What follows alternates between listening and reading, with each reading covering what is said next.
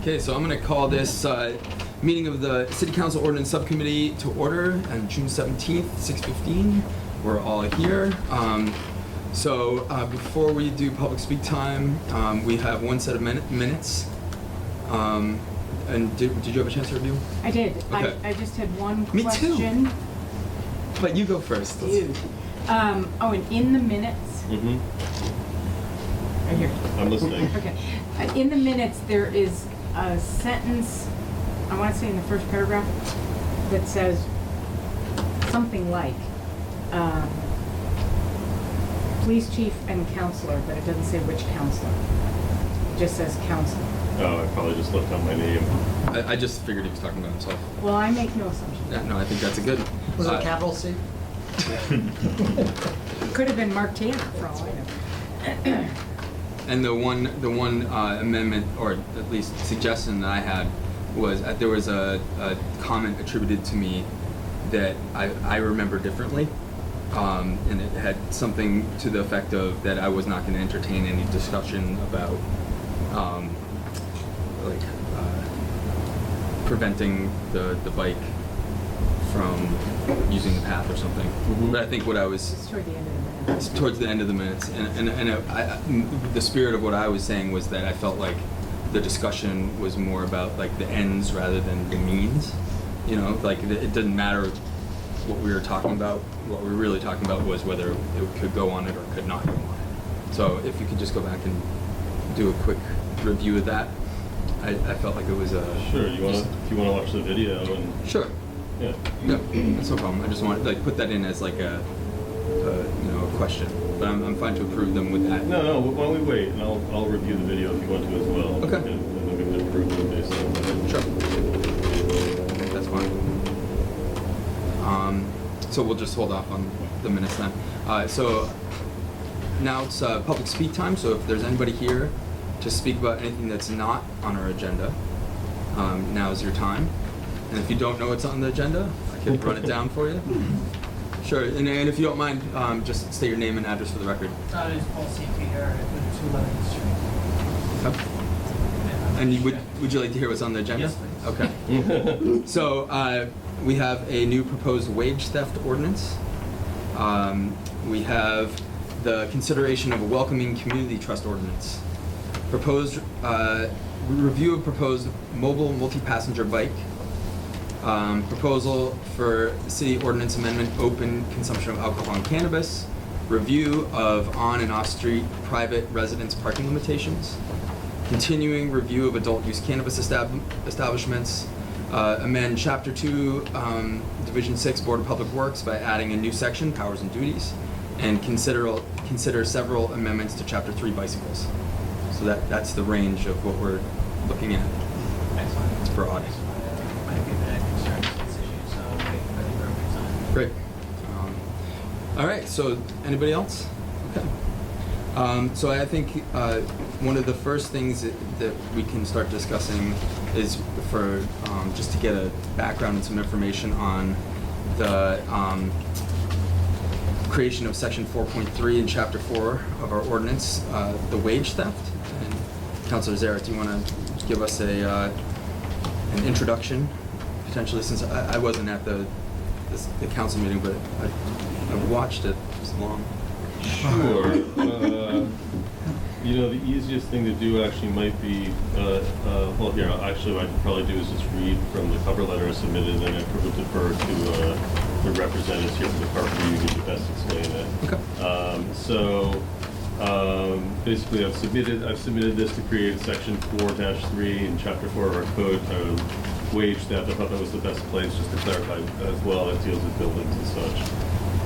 Wage theft in construction happens all too frequently and takes on many forms. Most common are classifying workers as independent contractors and not paying taxes on them, usually paying cash wages, and as such making them liable for workers' compensation, which means they won't have that safety coverage at the job, not paying workers for all the hours they work, including overtime, and not paying workers at all, which is also very common. There's provisions within this ordinance to account for that, to provide some oversight. There's also some equity hiring suggestions in here for women, minorities, and veterans. to kind of set generalized guidelines, but not necessarily firm guidelines, more so that contractors participating in municipal funded projects would have to document making efforts to hire under certain groups. So that's kind of the general overview, but I believe Lisa Clausen is here to probably speak to this a little bit more. That's Sure.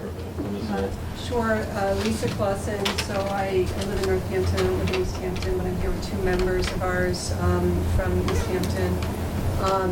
So the ordinance would work to ensure that when public funds are involved in a construction project, that it's a level playing field and they're not hiring contractors that are getting a low bid through paying cash wages to workers, not paying workers' comp, cheating workers out of pay, which often then results in cheating taxpayers because payroll taxes are not paid on them as well.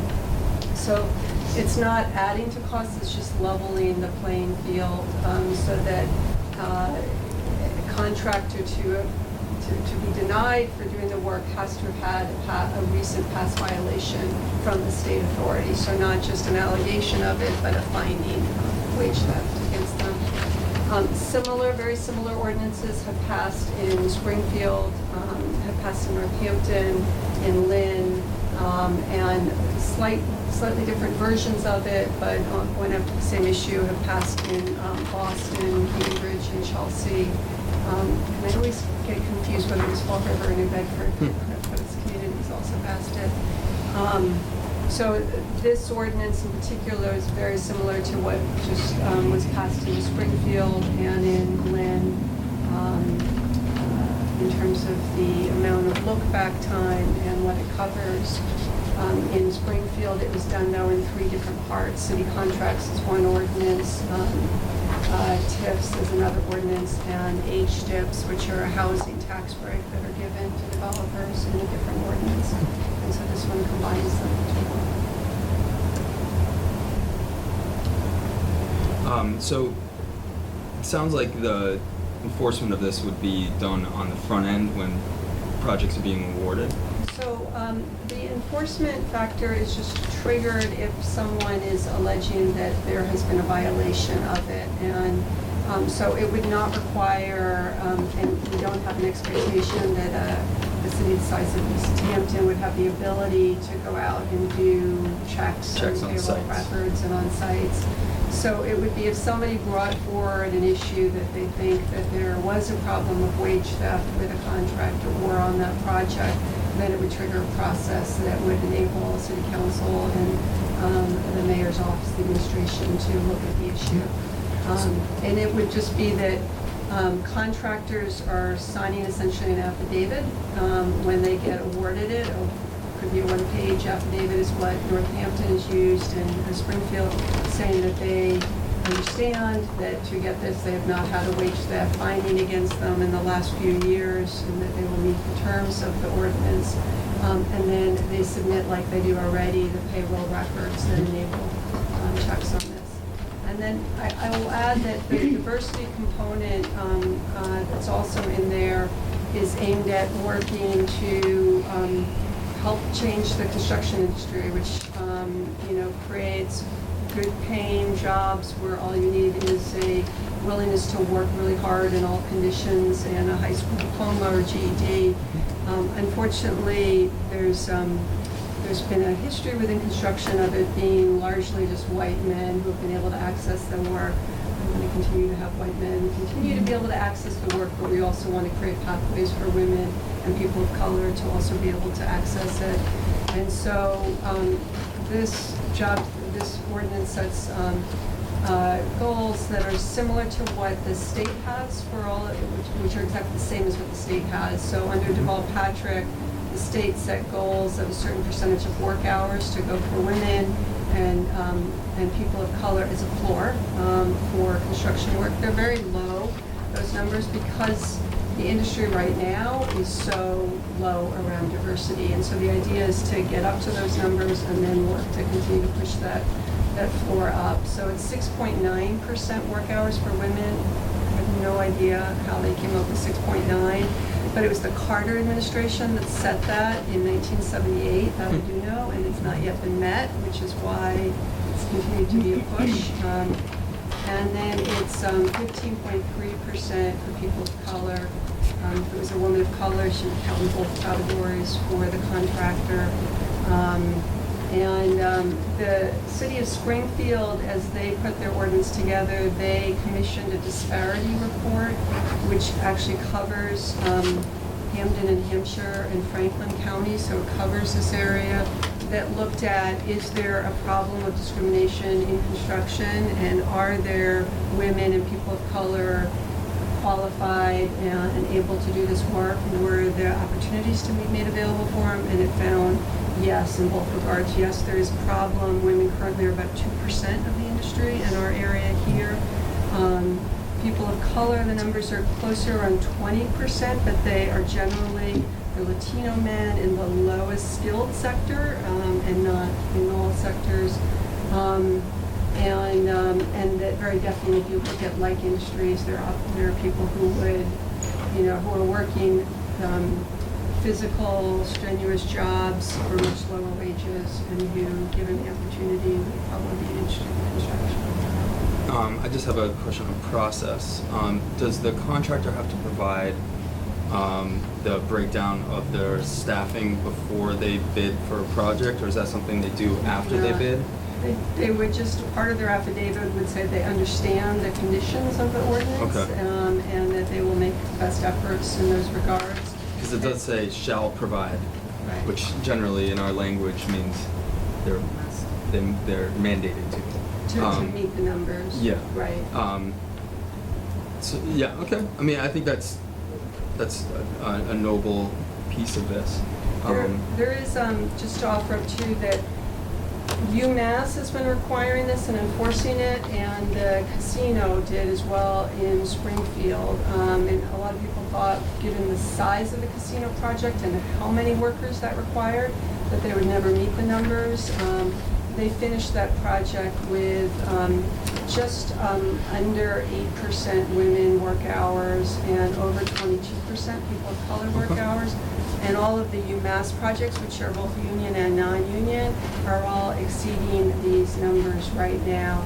So clearly contractors in the region are kind of used to it and have an ability in which to find numbers. Councilor Zarek. Just that there is language, and there's language in there that if you can't meet those requirements, That you can document that you intend to. You attempted to. I did see that. And then it says for Easthampton residents, shall advantage Easthampton residents. So it doesn't set a number for Easthampton residents, but it gives a way to make sure that Easthampton residents are looked at for this work and have opportunities to access this work. And in particular, the unions, but I think the non-union sector as well, have been making a lot of, connections with vocational schools as well as regular high schools on recruiting people coming out of it, that these are jobs that are available, opportunities people can earn. Do you have any questions? Councilor Conlon? Just a couple around the wording of what we have in there here, so I don't know now. Yeah, go ahead.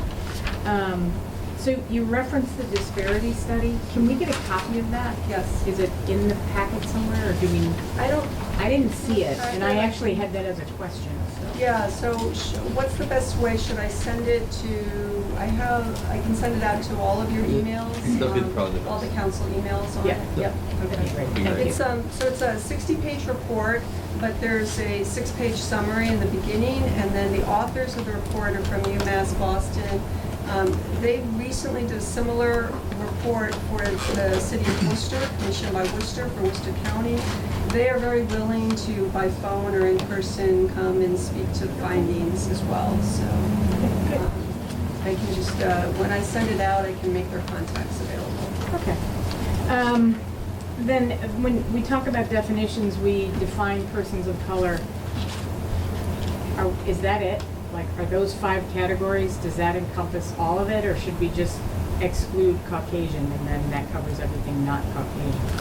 I mean, I'm trying to make sure we're not missing something. I think so too. I mean, the disparity report defines it and looks Okay. at what the Department of Labor definitions Okay. are, I think, for it. And so it's the legal definitions, because what the disparity report does is it gives the city rationale so that if someone wanted to sue and say, why are you advantaging people in this group, it gives a reasoning behind it. And so they stuck to what they gathered from what the Department of Labor gathers. It was a mix through with Department of Labor statistics on what people identify through census rolls of what work they're in, and then also what are the categories that the government allows you to check off, which Okay. are very limited. Then, under section 2A7, it talks about those percentages, but I'm wondering if we should have, it says the contractor shall provide employment in the amount of 15.3 contractors' hours to people of color. Can we amend that to say minimally 15.3%?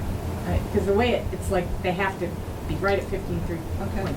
Maybe we could make, and then at least 6.9 and at least 5% or something. No, you don't think that's, I think that's a good point, but you don't think that's implicit? Not in a legal document, nothing's implicit. You think it reads as exactly those numbers? Yes. Yes.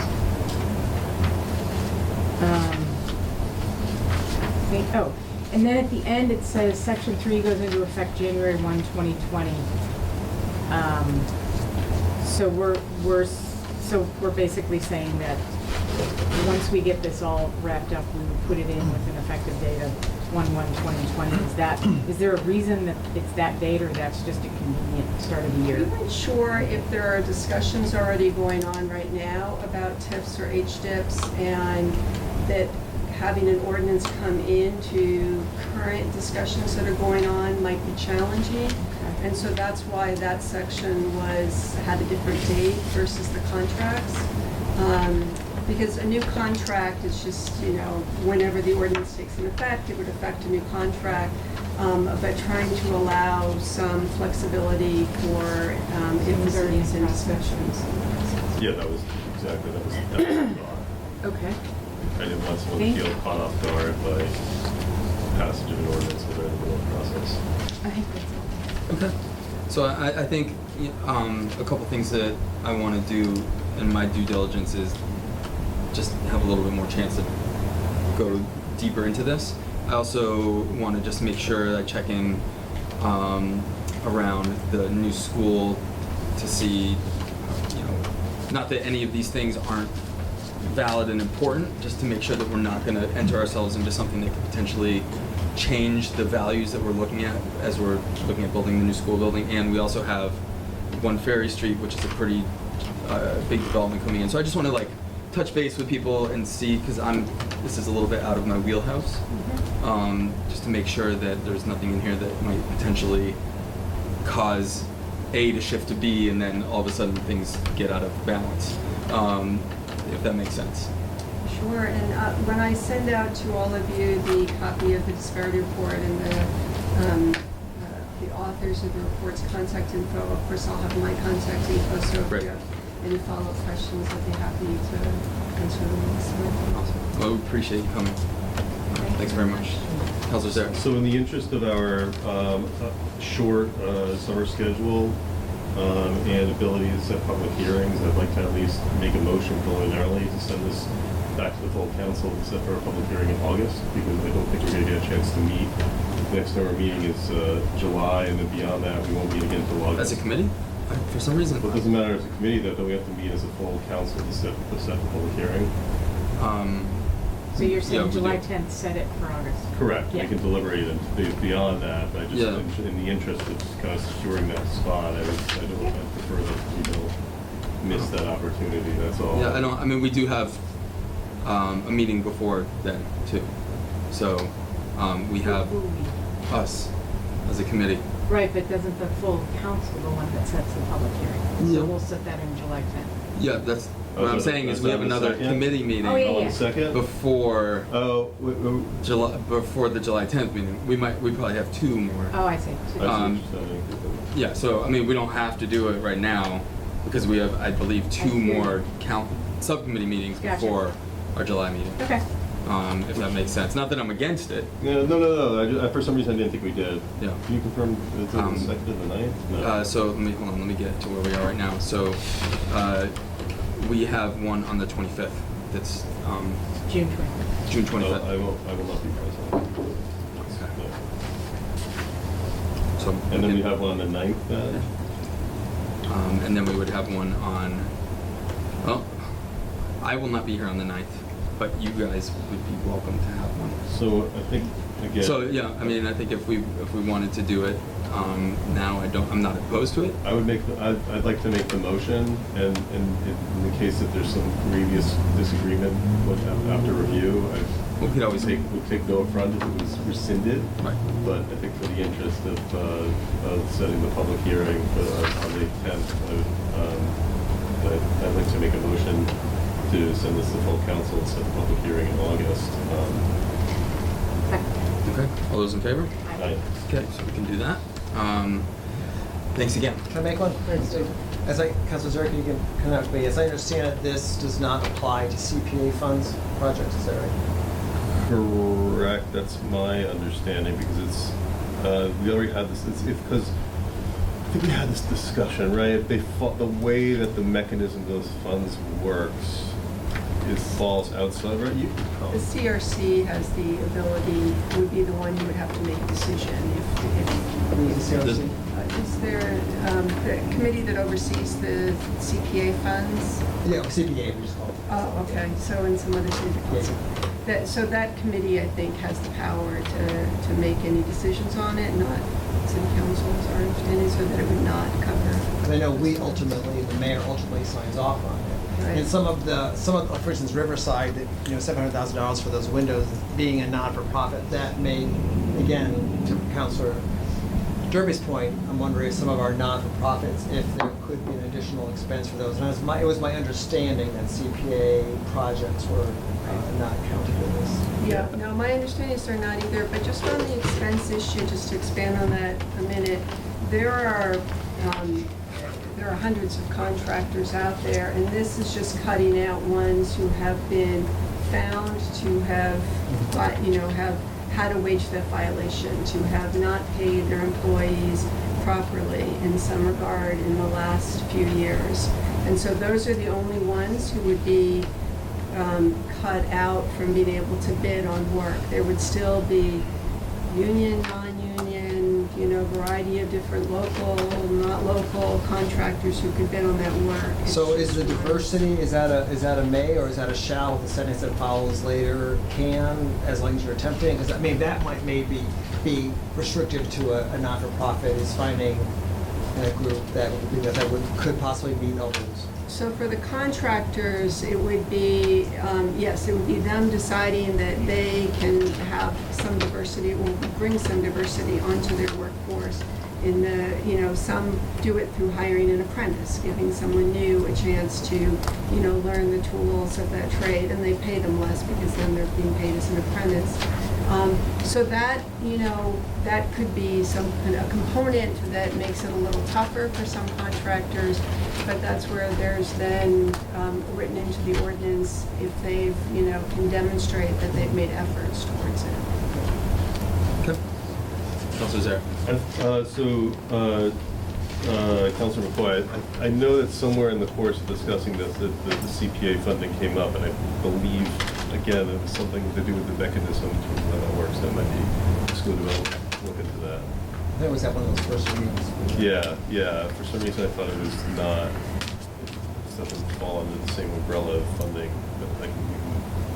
Yeah, this ordinance explicitly says in it, city contracts, TIFs, and HDIPs. It names those three. So it doesn't just say any city funds, it names those three categories. from my perspective, I'm not opposed to adding it, but as it stands right now, it does not. Are you asking from the perspective of adding or excluding it? I guess because I sort of like Council Derby, I'm not sure, like I'm just thinking of Riverside, which runs pretty closely, and that was a $750,000 we did for those windows, and again, you make a good point, we're talking about contractors who have violations. And then I was wondering, as long as there's some flexibility, so we're a smaller group, we're trying to read these diversity quotas, but not to necessarily exclude someone if they're not quite, have they reached those quotas. And Yeah. I would add that in everywhere that it's being done, the diversity numbers, it's all a very collaborative approach. It's not we want to beat you up, we want to find you doing wrong and fine you, because it's not the practice. It's like, how can we work to diversify this industry? And if you're not finding women and people of color who can do this work, how can we help you in figuring out ways in which you can find people? That's been the approach both at the casino as well as at UMass projects. Smith College is employing it, not you, and other places. Councilor Sarah? Yeah, and the intention of this is obviously not to create any undue burden for the city, just to kind of set guidelines and kind of a bar that we want to meet. And I'll double check the language, but I thought that the language, there was language within the language and the diversity requirements that it's guidelines that we want people to try to achieve. And if they can't, they should just have to submit documentation that they attempted to, et cetera. So. One more quick question on Yeah. this one, Councilor Sarah, maybe you can clear this up. Does this apply to projects of a certain scope, or would this apply to like every project in the city? And I guess the reason I'm asking it, if what if we wanted to hire a local contractor for a small job? Would this apply to something that was small that we might be hiring from our pool of people in town who might be a 1 or 2 man or woman operation? I mean, any city project. Okay, so right? any project. Okay. Yeah, All right, I but just as long wanted as to, it's because like all the yeah, no. projects that are kind of like we're talking about it like the casino and Right. UMass and like big things. I just wanted to get that. But right, but I think it's obviously implicit, like if you have a crew of 10 people, then it's kind of difficult to carve that up. and then Or you 4 again, people. you like submit an affidavit that it's your intention, you're making these hiring efforts, and Okay. I think that's all. That was just a quick question I had. No, I think, yeah. All right, thanks. Councilman McCoy, since you're here, we have something that's on our agenda that we're coming back to tonight, and we looked at it, and Thank you. we. Yeah, Thank thanks. you. I think. Yeah, thank Thanks you. for coming. I think all of us are pretty much on the same page. I just wanted to know if it's, and you know what I'm talking about, right? Yeah. DPW. Is there anything you wanted to say before Actually, we? the previous chair is here too. Oh, great. Stan, if there's anything you want to say on this piece before we, look at changing the ordinance to, kind of, it seems like it's broadening the scope. It's housekeeping in that the charter said that, the change of the DPW can occur, but it should be done by ordinance. And since new administration, building maintenance was taken over by the DPW. Right. And so it's more of housekeeping, just being in line that. Because it was something they were doing anyway, Right. but it just wasn't in the Or- scope of the ordinance. Right, that- it was, the task the DPW is doing, building maintenance was not listed. And Right. it says you can have them do it, but you Sure. just have to do it by ordinance. So it's sort of just trying to And clean it's that taken up. over a year to correct that housekeeping. Right. So. Well, we're not trying to hold that up any longer. And so basically the way that we left this last time was that we were just gonna make sure that we went through, if we had any questions, that we would bring them, and I think we're planning on moving And that, forward. I think it was attached. I did send that to Tanner, and he said, looks like. Okay, yep, I have that as well. So, you guys have anything else on that? Councilor And Connor? I don't know, this might go to you, Councilor McCoy. The new wording, I wasn't clear on the first sentence, the way there shall be a Department of Public Works responsible for the performance of all public works, so related activities of the city. So are you saying first that we have a Public Works, and then that Public Works is responsible for all public works related to the city? Yeah, I think there's some, I can't remember if it's in the charter or just that the Public Works is defined what Public Works is somewhere. So first you have to do that, because Right, we're they doing do- it under the board. So we're saying, first, we have a Public Department Works. More of Public Public Works, Works. right. And then that Department of Public Works will be responsible for related activities of the city. Right. It was just Yep. kind of, It is a bit of a mouthful. I get it though. I mean, if you want to change the wording to make it sound. I don't Yeah. I think it's fabulous. I'd be happy to. It was like the entertain a Department of motion. Redundancy Department. Well, was that the existing, I was that, think so. that I think was it was the existing, you existing just language. amended I it? forgot Yeah, about it. yeah, I think mean, I Barb don't. actually grabbed it, yeah. Yeah. Let's see, you'd like to amend it. But we need a motion first. I'd like to make a motion to send this, to approve this and send it to full council for, we have to set up Public hearing. for a public hearing as well. Second. Okay, all those in favor? Aye. Okay, so this is gonna get sent to public hearing.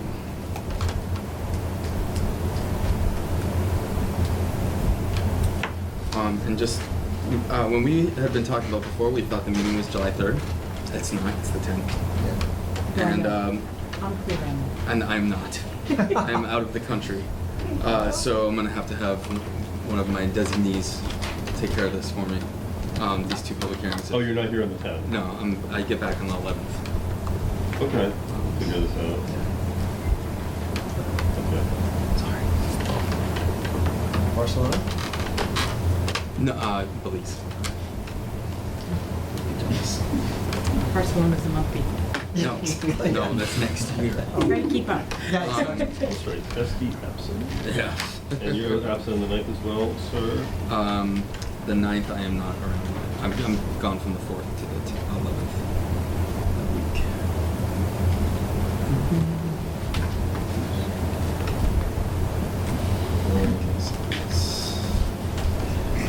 And so now before, I feel like we can do some preliminary discussion before I did talk to the chair of the Manhattan Rail Trail Committee, or the Friends of the Rail Trail.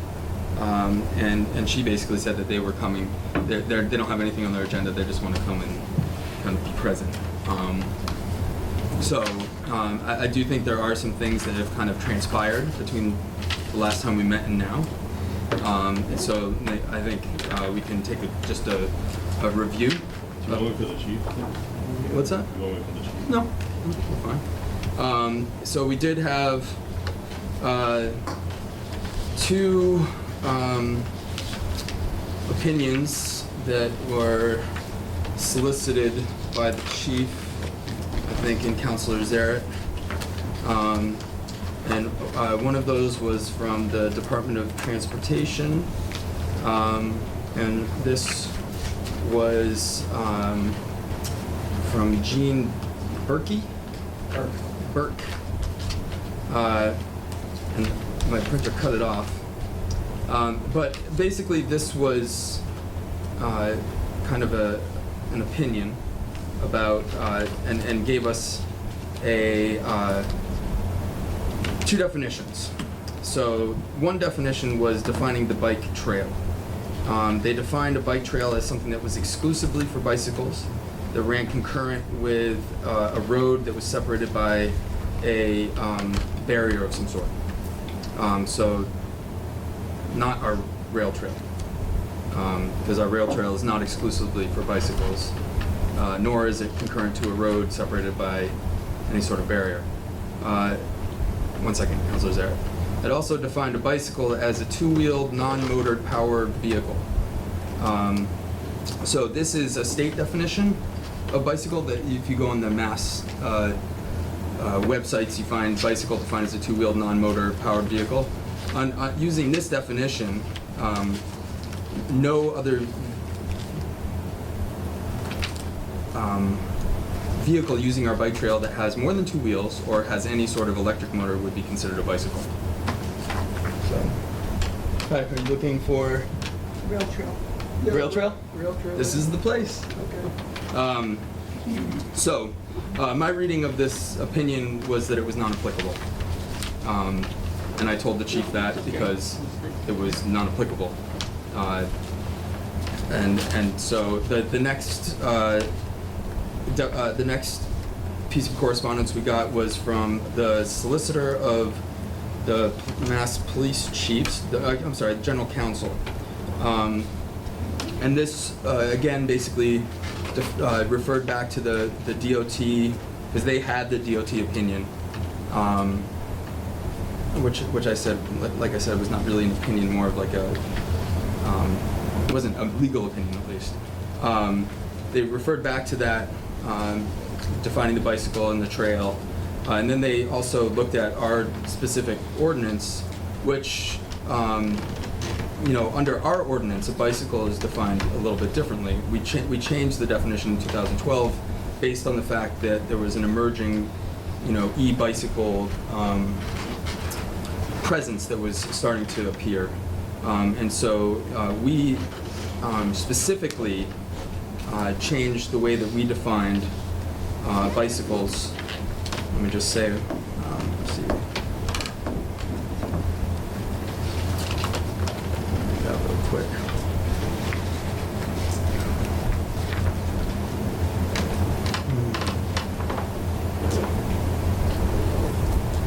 So,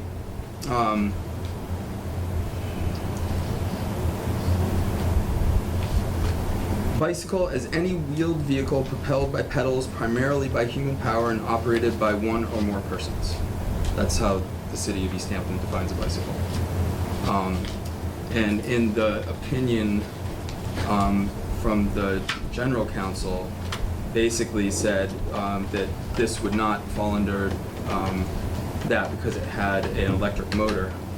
And so it went into talking about something that has a motor, is a motor vehicle, or is motorized, and then basically says it's clear that the term motorized vehicle includes a much broader category of vehicles than that included the term motor vehicle, and it would include many vehicles that may use multiple sources of power, whereas motor vehicles only include those vehicles that are propelled by power other than muscular power, and only those vehicles which are capable of being driven at certain speeds.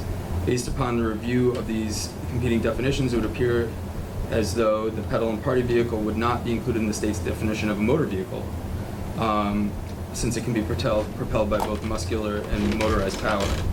However, it appears that the vehicle would be generally included with the term motorized vehicle, as identified in section 3.17 of the ordinance. And that was also based on an assumption that when we were writing the ordinance, that we were considering e-bikes as motorized. And what we considered motorized, since I was on the committee and was part of writing that, was vehicles that were recreational vehicles, like dirt bikes, quads, snowmobiles, primarily powered by gas engines. We were having a problem at the time with snowmobiles going, I don't know if you remember, Joe, but snowmobiles going on the bike path and cutting grooves in the pavement because the skids had like metal pieces on them. So those are the two opinions that we got, and I believe that these opinions sparked action by the chief, and you guys received a letter? Yeah. Okay. And what did that letter say? So, opening night was Friday 2 weekends ago. Not last Friday, the Friday before.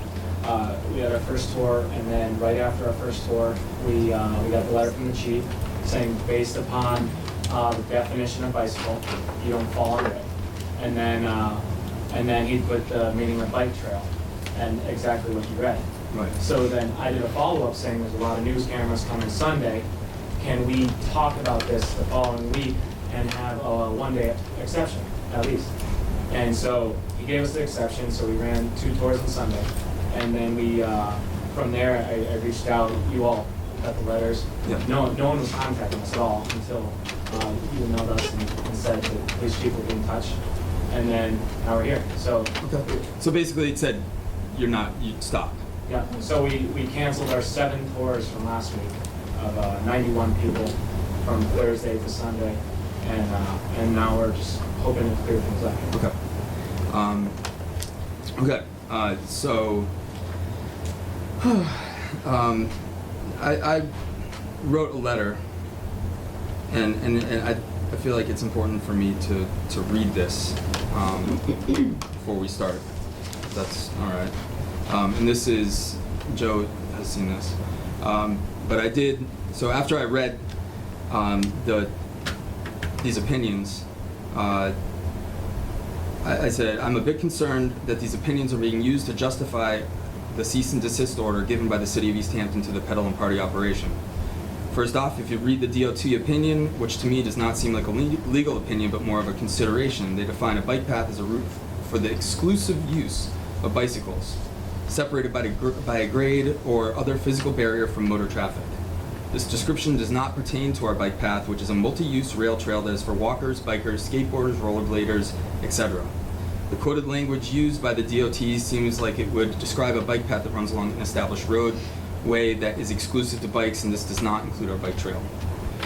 Then the email goes on to define a bicycle as a two-wheel, non-motored power vehicle that uses a definition of a bicycle and uses that definition of a bicycle to preclude the Pedal and Party bike's use on the rail trail. Using that rationale, no 3 or 4 wheel bikes could be used on the trail, and e-bikes, including the bike share bikes, would be prohibited as well. The DOT opinion seems really off the mark as it relates to the situation, and using it as a justification for action seems like a huge stretch. As for the letter from the General Counsel of the Police Chiefs, the General Counsel cites the same bike path and bicycle definitions from General Law, Chapter 90E, Section 1, that the DOT used to determine if the Pedal and Party bike is a bike. The Police Chief's General Counsel opinion then goes on to describe various types of motorized vehicles in the state, and also mentions our local ordinance. The conclusion that this bike could be restricted from the trail since the Pedal and Party bike has a motor if it falls under 317 of our ordinance, which mentions snow and recreational vehicles as motorized vehicles. To be clear here, I was the one who wrote this section of the ordinance, and the intent was to ban snowmobiles that were damaging the trail, and ATVs and dirt bikes, more commonly known as recreational vehicles, from going on the trail. We specifically allowed e-bikes as this was an emerging technology that we did not want to ban. Clearly, the Pedal and Party bike is an e-bike, as the main mode of propulsion is the people pedaling it.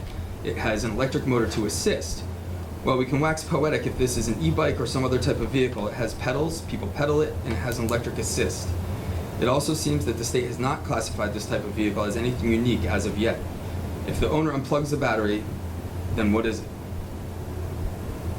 Section 3.1 of the ordinance defines a bicycle as any wheeled vehicle propelled by pedals, primarily by human power, and operated by one or more persons. I might be confused how that definition somehow excludes the Pedal and Party bike. If this opinion is taken as a justification to enforce an action against the Pedal and Party bike, it would set a dangerous precedent. It would then allow the ban of all e-bikes and electric assist bikes on our bike trail. So that was just my interpretation of these particular opinions. And so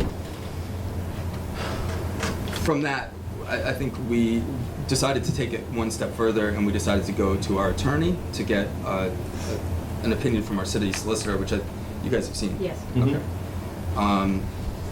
Have you seen it? Okay. So I'll just summarize, because I feel like I've been reading too much here. So you've asked us to review the proposed operation of pedal tavern business within the city. And number one was, does the business have the right to operate in the city under applicable state and local law? And the short answer is, the business is likely lawful under the comprehensive reading of the current city ordinances, which is concurrent to what we had told you from the beginning, which is what I just wanted to make sure that we hadn't given you false information when you had come to our committee previously. So, this has become a pretty interesting and complicated issue. And Joe, please. 5:48 p.m. from Bacon and Wilson. President McCoy, Mayor LaChapelle, I am writing to advise you that we are currently reviewing several state statutes that may result in an amendment to the below opinion. The opinion reflects our analysis of the local regulations currently in place, which did not address the state issue levels. We will be following up with a revised opinion in the near future that counts to those statutes. So just so you know that was an additional. Sure. Opinion. Yep. This is their job. I think that's due diligence. I think that this was an attempt to look at the state statutes and apply it to the local level, so we'll see how that works. You know, so I think that what we want to do is, and this is just my opinion as the chair, I feel like it's important as we go through this process, whether this is something that is deemed to be acceptable use on the bike path, or something that's deemed to not be an acceptable use on the bike path. I think we owe it to you to do that in an open meeting, in a fair process where you can come and speak and not do it in a way where we try to circumvent the process and try to go around and find a way to stop you from doing what I felt from the beginning you had the right to do based on our local ordinance. And I think for me as the chair, that's an important thing that, you know, because a lot of people talk about transparency. The proof is in the pudding. The proof is in the pudding, you know, like transparency is us going through the legislative process and doing this thoughtfully. So I just wanted to like start off by saying that. Please. I just want to voice some things that we discovered. This is a new business, so the discovery period is a serious one. So we ran 3 tours from Friday to Sunday, not on Saturday, 2 on Sunday, and every single time we dropped people off at the venue we went to, whether it be Mill 180 or Tandem Bagel or the breweries, we talked to people. They came and stopped and talked to us, and a lot of them were regulars. The people that have GoPro helmets, and they want to record everything they do and fly up and down the trail. And we talked to them, and we also, in the news, we asked people to contact us for our, if they have any inquiries or anything. And also, we told them if they have any problems at all, come to us. We want to make it accommodating for everyone. And some people actually reached out to us, which was awesome. And we listened to them, and we put policies in place just to make it accommodating for everyone. Like one person said, we would like more people looking to see who's coming up behind them. So we decided to turn our host in the middle. Instead of facing forward, they're facing backwards to make sure they can see everyone along with our mirror. And we thank them for telling us that, because we're learning just like everyone else. We don't want to be a nuisance in this town. We're trying our best not to be. We spent 7 hours trimming the other day the trail. There was a tree blocking pretty much the whole thing, and one guy came up to us and said, "Can you go trim the tree?" I said, "You know what? I'd love to." So we took care of the tree, and we took everything out. We didn't leave it there either. So we're not trying to be a nuisance here. If anything, we're trying to be great for Easthampton. We brought so much money in just in three tours that I think this is great for the city. We also heard some people didn't like our music, and that's something we adjusted to. We just haven't been able to prove it. So we don't want people to hate us. We want to be liked. We want to be smiled at like the majority of people, 90% of people. But we're trying to be good for the city. And we just met with the Western Mass Conventions and Visitors Bureau. They love this. They said if Easthampton doesn't want you, try to go somewhere else. And we said we don't want to go somewhere else. Easthampton's great. People from New York and Connecticut want to come up here because it's a safer trail than doing the one in New Haven in the downtown streets. And that's what we want to do. We want to bring tourism as well as build our business. And we don't want to do it in a bad manner. And that's why we haven't gone to the news that we're banned. We've been telling people we're just still negotiating with the city, things that have been brought up. As Mass Live and WWLP are calling for me and saying, we want to hear what's going on. And we're saying, no, we don't want anyone to look bad here. And we want to work with people. We're not here to go against. Sure. Councilor Zare? Well, I want to say a few things. One is that you speak to a transparent process and a transparent legislative process, and I believe we've had multiple discussions in this committee about obtaining opinion from DOT and trying to classify this vehicle, which really have not been acted on, right? And so I actually applaud the police chief for moving forward with being able to obtain some information for us, which was not acted on by this body, which was not acted on by the owners of this business. And so we were kind of left holding the bag, trying to actually figure out what to do here while this business continued to move forward with operation. And we just sat here just having discussions. Okay. Second of all, sir, we have, I don't think that, are you a trained legal professional? Like formally, no. but I've been a city council for 16 years, so I'm not a freshman. Okay, so you have legal opinions from both from two different state agencies, and I think you're kind of poo-pooing them a little bit. Well, You said in this and body- the city attorney agreed with me. Well, the city attorney did not agree with you, actually. The city attorney agreed that they have a right to operate as a business, in the sense that they can form a business and exist as a business in the city. Can you give me a definition of what the Manhattan Rail Trail is, if it's not a bike trail? It's a multi-use path. Can you show me DOT regulations that outline that? Are there state level Can you definitions? I can, I mean, actually. sure. In the state of Massachusetts, there are two different kinds of railways. There are bike trails and greenways with specific definitions. And the bike trail is what the Manhattan Rail Trail is. Okay? We do have local ordinance that redefines what a bicycle is. Can a municipality supersede state regulations? It depends on what the regulation is. We can generally be more restrictive. Is it more restrictive to classify a bicycle as multiple wheels and multiple operators when the state defines it as otherwise? Well, the state definition is non-applicable, so how does that work? How is it not applicable? Because if you use that definition, I guess I'm just going to stop you here, because I'm not going to get into a back and forth. But I would say, are there people using the bike path, using vehicles that have more than two wheels and that might have some sort of propulsion that is beyond human propulsion right now? Well, you'll have to look at the state guidelines for what a bike path entails, right? And that actually has been updated to include e-bikes, which is why there are state guidelines for e-bikes. Okay. Okay. You also chose to. Can you tell me what the federal definition? Like I said, of I'm not gonna play this game. But if you would like to just I'm not playing a game. make but statements, I think that would be okay. more helpful. Okay. There have been mentions that this is a pedal-assisted bike or an e-bike.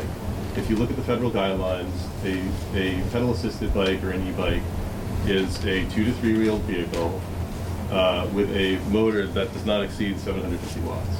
So this is neither a 2 or 3 wheeled vehicle, and it has a motor that's 1,300 watts, Mm-hmm. right? Can you tell me what federal definition that is? Because that sounds like the one from the Consumer Resource Council, which is for manufacturers of bikes.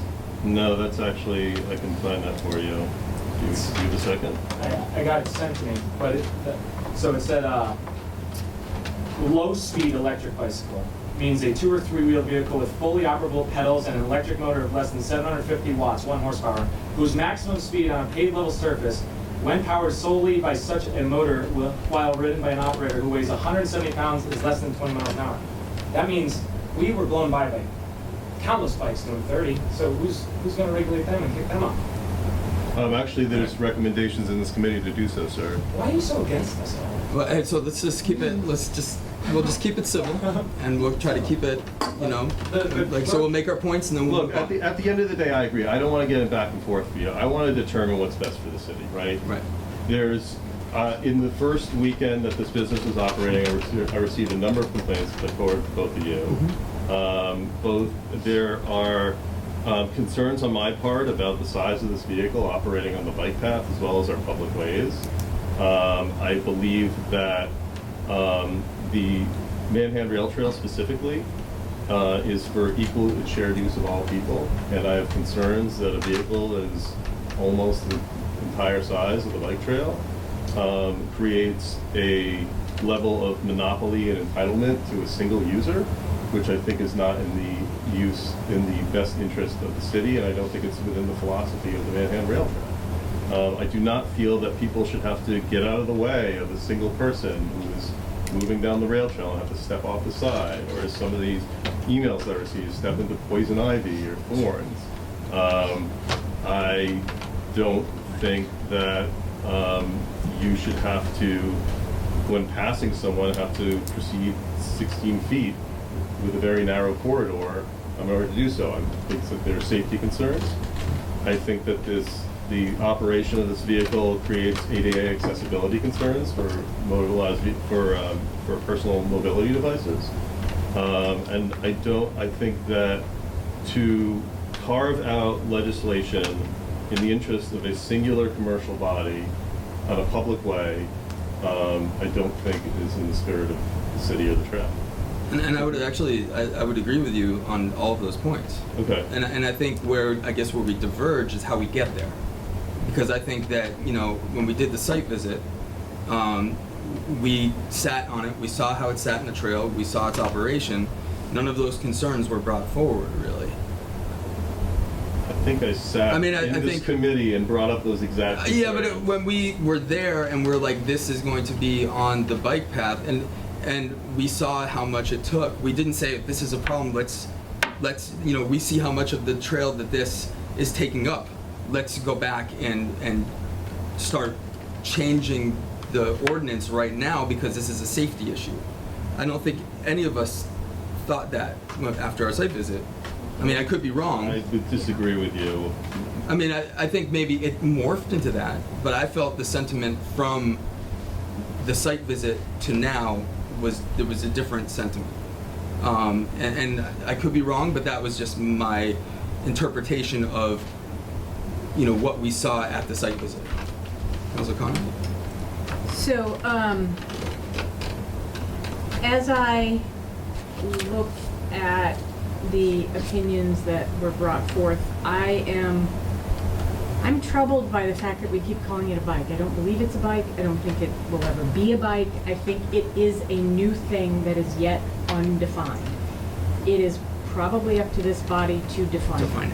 There are a number of these throughout cities in the United States that have, I've looked at a bunch of ordinances, they are carved out, quadricycle, beer, the whole nine is completely carved out, separate from bikes.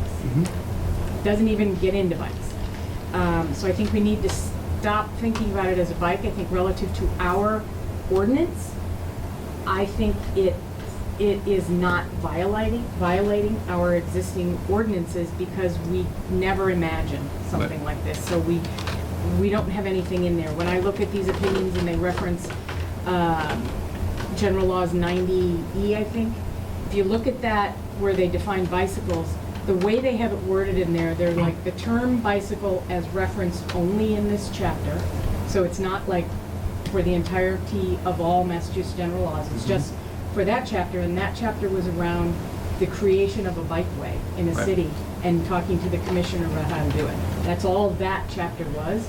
So the definition of how they're using it in 90E does not feel applicable to them. Right. It's interesting and everything, but that's not what we're talking about here. So I think it is incumbent upon us to create an ordinance that is crafted in a way that we feel meets the tone and tenor of this city, the cultural, the community aspect of this city, whatever we want it to be. I think that needs to include things about reporting of incidents. We need to have a regular, things like that come to mind. Safety, I think it needs seat belts. I think all of these things need to be in an ordinance before we can start to really render opinions one way or the other about what Mr. Botchman is trying to do. I agree.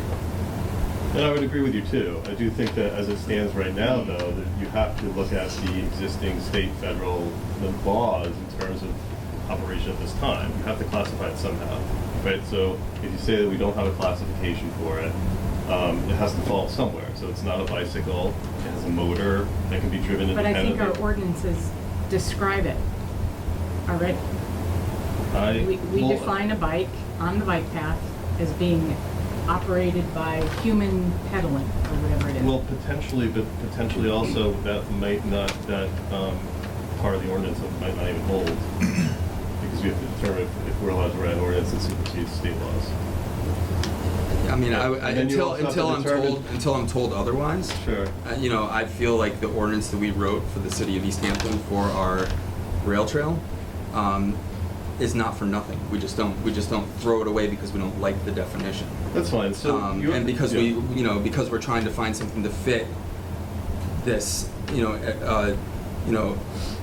I just keep confirmation bias just comes to me, like trying to fit something into, because I don't like something, I'm going to try to fit something else into it and not let it fit where it fits. And I think the ordinance, to me, the way I read it, it does not preclude this type of vehicle. Now, does that mean that we can't change it to, have some sort of further restrictions? But I think as it stands right now, I feel like I mean, and that's just my opinion. No, I You know? understand that. I guess my question is because due to the complex nature of this vehicle, so it has pedals that can propel it. It also has a large motor that can propel it, independent of the pedals, correct? So, right, so you gotta be one or the other. You can't, there's no such thing as being half dead, right? So, just because this vehicle has pedals that can propel it, it also has a motor. So at what point, Well, I mean, I think- which of the two define it? But then does that preclude the bike share? It does not. Because There are specific guidelines for what defines an electric bike or a pedal-assist bike. I feel like I've seen those, but I wasn't able to find them after. I can find. I mean, do you want me to look them up right now? I mean, if you could, well, I remember you gave us, and I couldn't find the packet because you didn't email it. I think you handed us the packet in paper.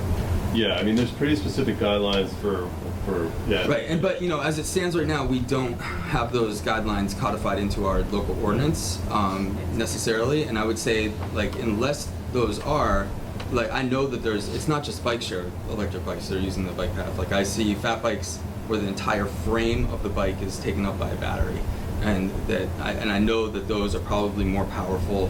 And there's battery kits you can buy for a bike where you can get a little throttle, and it's not an assist. You basically can throttle your bike up Right. as an e-bike. And so these things exist. So if we pick and choose right now before we have this defined, then how is it not arbitrarily enforcing guidelines onto one particular vehicle and not applying it to other vehicles that are using the bike path? Because if we don't have anything on the local level, we can defer to state, or we can defer. What I'm saying is if we defer to state, then there's a good chance we're going to be potentially, changing the dynamic of people that are already using the bike path right now that aren't causing any problems. Well, no, because the state establishes pretty reasonable guidelines, and it also and So I'm curious, So, Nick, and then the what police- is the wattage of your, and can you operate it? So if you unplugged your battery, if we said, hey, That's how we did our trial runs. so if we said no battery, no electric,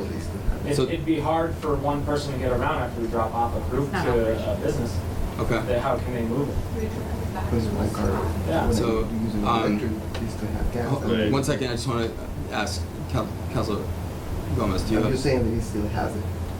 It's still there. It's still there. Yeah. Okay. yeah, I mean, to Councilor Gomez's point, if I drive my car to the bike path and turn the engine off and disconnect the starter. And push it I've actually seen someone drive down the bike path. I'm sure you have, and there's probably lots of things. I mean, again, that's why you have to. Well, which is it? Is it a motorized vehicle with pedals? Is it a pedal vehicle with a motor? Not to run your meeting, but we did. I know that I wanted to know if you wanted to open this up to Manhattan Rail. I think that's kind of where we're getting.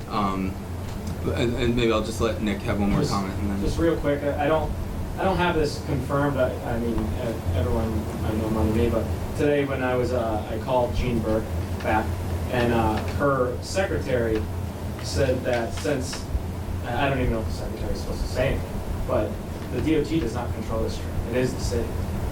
Nothing with the DOT touches this. So they gave advice as to what they think, and just like you said. okay. So that's why we're here. And I would be happy to open it up to any members of the Rail Trail Committee. And thanks for coming tonight. We appreciate it. And with in public safety, obviously. I think what we wanted to do is we wanted to, just have people involved in this kind of process of looking at the uses of the bike trail to make sure, that we are going to craft something that makes sense for the city, as Councilor Zaret said, and that we're, trying to bring the stakeholders in to have input. So, and if you wouldn't mind, just say your name and address for the record. Steve Donnelly, and first of all, I'm glad to see how carefully you're considering this issue. And I agree it does need proper regulation. I'm just glad to see that you seem to be leaning towards regulation and allowing it versus regulating it off the trail, because even though there are some risks, I think it's worth a try because it could bring a lot of business to the city. Okay, thank you. Thanks for that. Anybody else have anything to add? Annette Siegel. I was one of the people who took a test drive in the rain. I have to say, I was not comfortable on it, okay? I was also, because I was on the end of it. I also, what I didn't like about it is when it is the electric assist, you really have to move your legs really out of the way because otherwise they get stuck wherever. So I found that to be very uncomfortable, and I didn't like that at all. I only took a short because I couldn't stay and it was raining that day. But in that respect, I didn't like it. Also, when I was riding my bike today on the rail trail, I'm looking at the trail going, I don't know how this thing fits on here. There's cinder blocks over there, and the size of it bothers me tremendously. But the pedal part of it, like I said, when you're pedaling, it's fine, but when you go to the electric assist, it's like, whoa, my foot almost got stuck. So. Thanks, Annette. Hold on, Nick, one sec. Let me just, if there's anybody else from the rail trail tonight. Yeah, sure. Just say your name. My name's John Lucido. I'm on the Manhattan Rail Trail. How do you spell your last name? Losito, Losito. I was also just going to mention if there was any kind of compromises as far as like, at least until this gets settled about the actual jurisdiction of what it is and defining it. But as far as some kind of compromise with the route, like if it could come down just the top end of from Route 5, turn on Fort Hill, go to Fort Hill Brewery, right? Because this is the idea that you go to a couple of the breweries, right? Right. Yeah. And then from there go, instead of maybe back to the trail and back down, maybe stay on Fort Hill and come up around this way and get back on the trail for just the short stretch that goes to New City. Therefore, you're only talking about a mile or mile and a half of trail use instead of coming also down to the busier downtown section. Less traffic on the downtown area. It's just one of my thoughts way back when actually when I heard about the idea. Thank you. That road is also has a lot, like really not very much car traffic as well. The Arcadia access road there. What has the police department said about going on the roads? Well, I think the last I heard from the chief was that it didn't want it on the roads, it didn't want it on the trail. So that was the last I heard. Yeah, to clarify that, yeah, he also said in our last meeting he didn't want it on the roads. Yeah. Yes, sir. I'm sorry. Hi, Yeah. I'm Kate Hobbs. I'm a member of the Easthampton Trail. My concern is primarily about the size of the vehicle. But I know when you came to speak to the committee about a year ago, I wasn't actually at that meeting, but my understanding at that time was the width of the cell pattern was about 6 feet. And whatever happened to be later said about 8 feet. So I'm curious what the maximum width is with riders on it, given that there are some parts of the trail that have walls and fences and you won't always be able to move over, to your side to get off the trail. And my opinion about it is that anything that takes up more than half of the rail trail doesn't really seem like it's providing equal opportunity in the spirit of how the rail trail was intended. So I'd be happy to hear more about the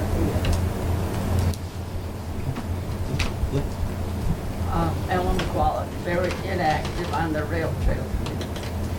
My concern is, okay, the bar rooms are saying, oh, you're bringing me business, so one of my friends is going to get one. How many of these vehicles are you going to allow? Right. I think that's a really good point. And, I'm kind of slow, and how am I going to get past that vehicle? But the main concern is how many are you going to, oh boy, he's making big bucks. I'm going to get one.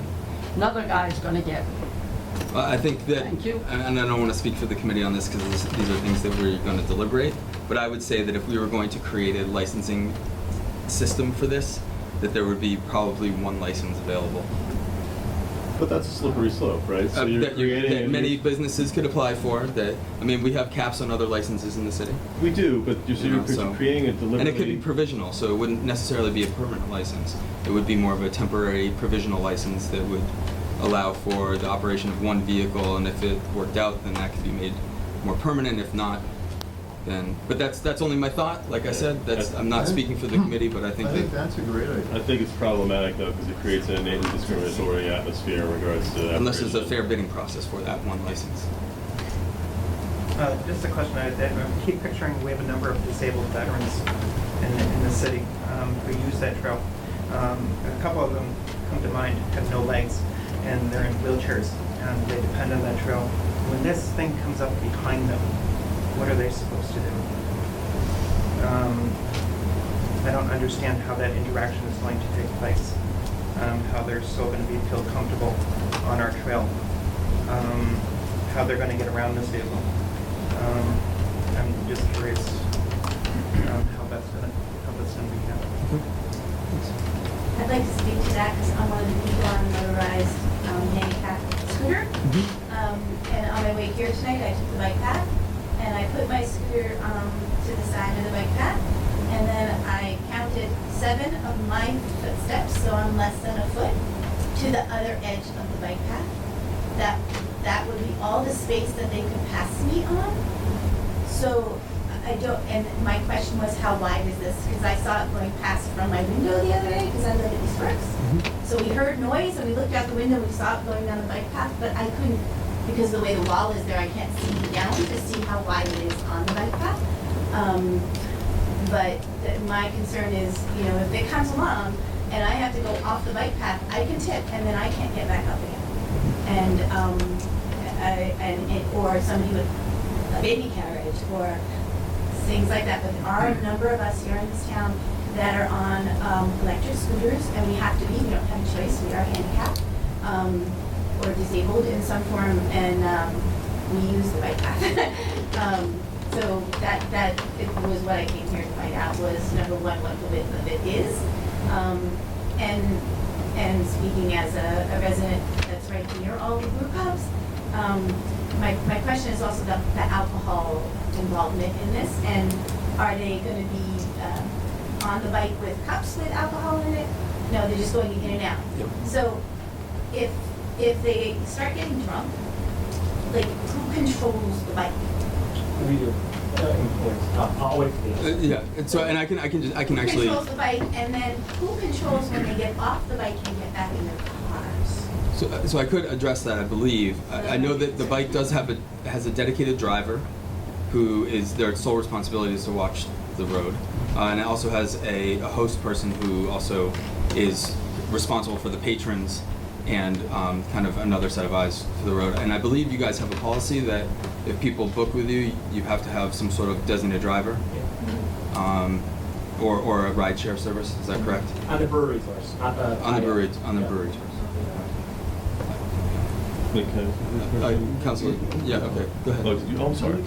Well, just to Beth, did you say you could hear it from your apartment? Yeah, that's what I looked at. Where's your apartment? I live in East Works on the 4th floor, on the bike path. So you could hear it from the 4th floor? Yeah. So I heard music and people talking. I have a video of it. I think it was the weekend. Sunday? It was Sunday, maybe? Yeah, I actually rode by it on Sunday. Sunday? I think you guys might have had a bachelorette party. It was a yoga tour. Oh, was it? 'Cause- You know those yoga people. Yeah, so. Okay, thank you. That's why I knew it was going down, that's why I looked at the window. I think that's important information for us. And Stan, I think that's an important consideration, as we look at this. I think that's, the answers to those types of questions are the kind of thing that we need to be able to, come to a resolution on. So, yes, sir. Yeah, Calvin Morgan. Like a lot of people, I think, I did some research on the internet about this, and I couldn't find any other instance where something like this vehicle was used to bypass almost everything that was on the road. Just want to put that out there. I agree. I didn't find any. So That's one of my questions. deliberating on something that has no precedent Right. now. This is the Pioneer Valley, though. So, yes, ma'am, please. So, my name is Wendy Hammerly. I'm a member of the Mandan Rail Trail Committee and the Friends of the Mandan Rail Trail. We've received maybe a dozen really upset emails from people in the community who do not want this. Very clear. Calling us morons for approaching this and what have, really upset. And their concerns, some of which I believe are founded personally. I was there for the viewing, and I did not ride it, but I watched, and I felt it took over 2/3, if not 3/4 of the trail, and I don't think that that's an appropriate use of the rail trail personally. That's not speaking to me. So, I've got an email here from somebody, I'd be happy to read it. Someone who encountered the bike on Sunday, disappointed. It strikes me as an inappropriate use of the trails, actually prohibitive to the safe enjoyment of others using the trail. I passed the vehicle, there was barely enough room for me on a road bike. I couldn't help but wonder what will happen when someone on an adaptive bike or a wheelchair needs to share the trail, or how a child with poor coordination will fare with this vehicle. So I think people do have a lot of concerns about it, and That's what we're here for. we're catching a lot of flack on this, just so you know. I have all those emails. Okay. We're in this together. Okay. Sir. Again, my name is Paul St. Pierre. I live at 211 East Street, and I have come here today as a representative and board member of the Mountain View Condo Association. The Condo Association directly abuts the rail trail. We have our own access point to the rail trail. Many of our members are concerned and oppose the operation of this business on the Manhattan Rail Trail. Our access point is at a part of the trail which is particularly narrow. Our residents often use this trail to walk their dogs, and they're concerned for the safety of their animals and of their young children. One of my neighbors is an elderly woman who walks the rail trail with the assistance of a walker, and is concerned that she will not be able to move out of the way at a speed appropriate to avoid a collision. Fair enough, I would hope that you wouldn't hit an old lady with a walker, but it is a concern that I promise to represent. Several members of our association believe this is a liability and an accident waiting to happen. One particularly passionate woman felt she was disrupted by loud music, speakers, intoxicated people who were on the pedal party bus, and feels she cannot safely use the bike path, and she is uncomfortable with the entire venture. She also believes that this may adversely affect our property values and make our condo association a less attractive place for people. Personally, I think this is a clever and creative idea for a business, but I think it's in the wrong place. You don't put a party bus in a quiet residential community. You don't put it on a rail trail that is, 6 to 8 feet wide or 10 feet wide or whatever at points. I think it is taking advantage of the kindness of the people in this community who came together and funded the installation of this rail trail. And the way this business has been put upon us has been gone about in the wrong way entirely. In sharing this feedback, we hope that the municipality will handle this issue with the common sense and common decency the proprietor of this establishment so clearly lacks. Thank you very much for considering the view of the residents of Mountain View Condo Association as you deliberate this matter. Thank you. Thanks, Paul. Sir. John Pollack, I'm a resident of Easthampton. I live over at Eastworks. And the bike path behind Eastworks is 9 feet 6 inches wide. There's a line down the middle of it, which I would assume means travel goes in one direction on one side of the line and another direction on the other side of the line. And so if the vehicle we're talking about is 8 feet wide, and that leaves only 18 inches for someone to either travel in the same direction or in the opposite direction on that bike path. I'm not opposed to this business I think it's a good idea, but I don't think it belongs on the bike path. I think the bike path is too small. And also, I think it's the kind of place where people use the bike path to get away from the computer, to get away from the hectic times of their life, and to relax on that bike path. And it seems like that's not really the kind of use that this vehicle is going to have. Thank you. Can I just add one more thing?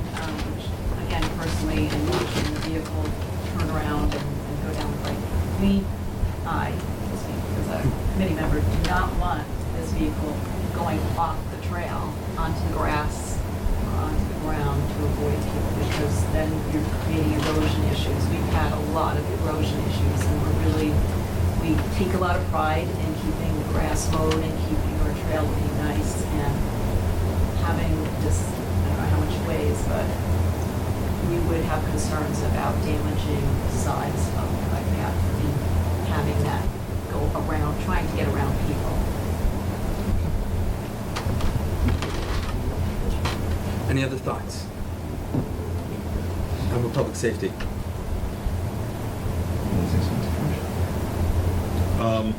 My biggest concerns is obviously everybody else's, and that's why we involve public safety, and I think that it's important to see how wide it is in comparison, she's gone. Oh, she moved. She moved. Just. I thought it was a great point. You parked it and you saw that it was. I believe it. I would love to see it.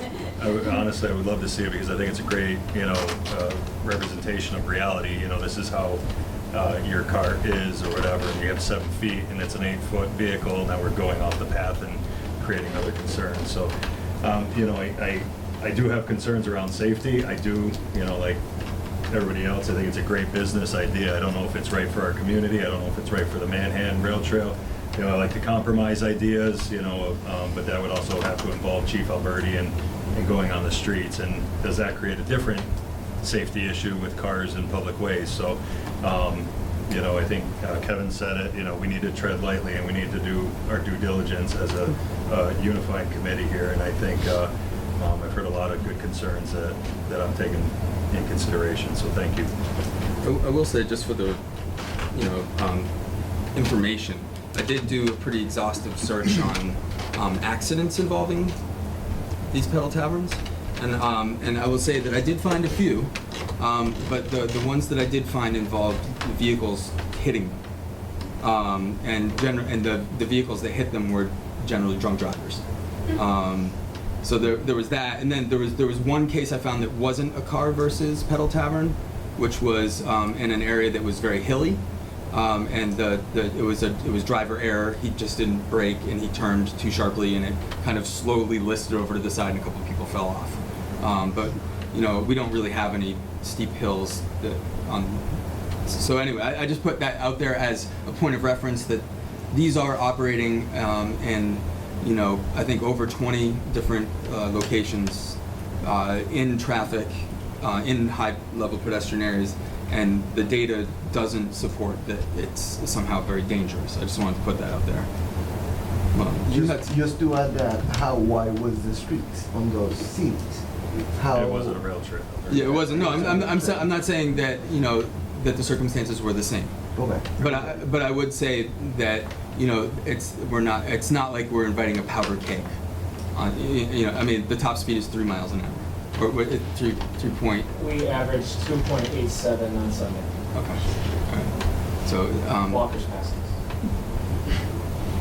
Councilor Zarek. Just to add really quickly, so first of all, and I've said this a million times, that I'm not against this concept. I think this is a really cool thing, and I applaud the owners for wanting to bring this to the city. But again, one thing that keeps coming up in a lot of the discussions is kind of trying to fit a square peg into a round hole, right? So as Mr. Mulligan pointed out, there's not a lot of demonstrable use of these vehicles on the bike path, right? And is that really the appropriate setting for this kind of vehicle? True that it works in other cities, but those are other cities with entertainment districts or college towns or things like that, and potentially 2-lane roads where there's a slower lane for this to ride in, and there's a faster lane of traffic that can move around it. Like for instance, I always think about, Cottage Street, or even there was a proposal around the time of Cultural Chaos to ride this on Payson and Railroad. The railroad, gets narrow, but at least people are willing to be patient. But for instance, a lot of our roads are single lane roads with not a lot of shoulder room. There's the potential to both obstruct traffic or just to be unsafe. Absolutely. It's a great idea. It's a really cool idea. Don't get me wrong. I think about especially the bike path, the sanctity of the bike path, equal use, equitable use. I worry a lot about a potential quagmire of ADA issues that other people have brought up. And so it's not that I'm against it. I thank them for bringing this forward. I'm really just worried again how this fits in the community, and I'm worried about this because once you go there and you allow this to operate on the bike path, and I mean just in like a weekend or so of the complaints that we've received and some valid concerns, like once you open that door, it's open. Yeah, that's true. And I would say though, like I said, I've been doing this for 16 years. And I can tell you that almost any topic that's out of the norm is going to generate hate mail. It's going to generate people that are upset because of change. So I will say that, and I will say that this does operate in other cities. I wouldn't say necessarily smoothly. In fact, there's Facebook groups that are like, I hate pedal taverns. So I wouldn't, they have their issues, and there was even an academic study done on the hatred of pedal taverns. It really was. Yeah, Google it. It's pretty funny. So I get that, and I 100% agree, and that's why I feel like we need to deliberate and get to look at all these issues. Because at the end of the day, this is a kind of a creative, entrepreneurial idea that could potentially put Easthampton on the map in a different way, bring people here that might never have come here, and so that's interesting. That could be a potential benefit for the city. But I think what we have to do is we have to kind of find the line of how do we encourage a new business and entrepreneurship, and how do we protect the sanctity of our community and the norms that we hold dear, and also protect from and mitigate against any potential harms. And I think that that's where we need to be, and that's why the work that we do is going to be important. And so we've been here since right. Yes. My name is Andrew Shelf. I live at 9 Payson Avenue. I just wanted to say that I use the bike path a lot, as I'm sure a lot of people here do, and safety is, of course, the utmost importance. The amount of unsafe things that I see on the bike path every day scares me a lot more than what I saw on the bike path in this thing. I just want to make a suggestion, too, and say good luck to you for your response. Thanks. It occurs to me that possible regulation around just a posted schedule, I think, would help out a lot. If we got down to that place where some people could have a choice, like, hey, this thing's going to go by at this particular time, I can use the bike path. Great. Thank you very much for that. Sir. Hi, I'm Christian Rader. I live at 26 Chapman Ave, which is right along the bike path. Also, I'm kind of similar on Cottage Street. On Sunday, my father-in-law, who was from Vertigo, was accosted twice and brought it up to us first. So it was posted, actually. I just went to the website and found it. I found out what you guys were doing. I could figure out what was happening. I could also hear people yelling, and it sounded like a circus was going by. I can't make a choice about that. I live there. I'm in my backyard. I'm talking about using the bike path. Yeah, when I use the bike path, like the thing that always it's I'm on as the lookout useful for. to me as the street in front. I'm just the surprise. It's the unexpected that as a cyclist or a runner that I don't feel. So I was merely throwing out a suggestion. If there was a posted schedule, maybe it was just see it on the path itself. Like, this particular time, this thing gets pitfalls. Thank you. Sorry if I got No, it's fine. It's fine. My dogs are actually, I also have two dogs. One of them is kind of reactive to other dogs. Rufus will start barking and kind of like skipping around. The lake, should I step off the path each time this happens? Kind of calm them down as you do. He's a rescue. If there was anyone else on the path that he was responding to, which is the only time this happens, and there was now another thing coming in the way, you should see me yell at people that don't say, like, on your left when I'm walking my dogs. It's fierce. So, like, but I also know that you clean up after your dog. You step off. If you know your dog's going to be reactive, you step off. You try to take responsibility for your own actions. But I can't go anywhere to get away from this. I sympathize a great deal with the condo association because it's the same thing, except I'm just one person with my family.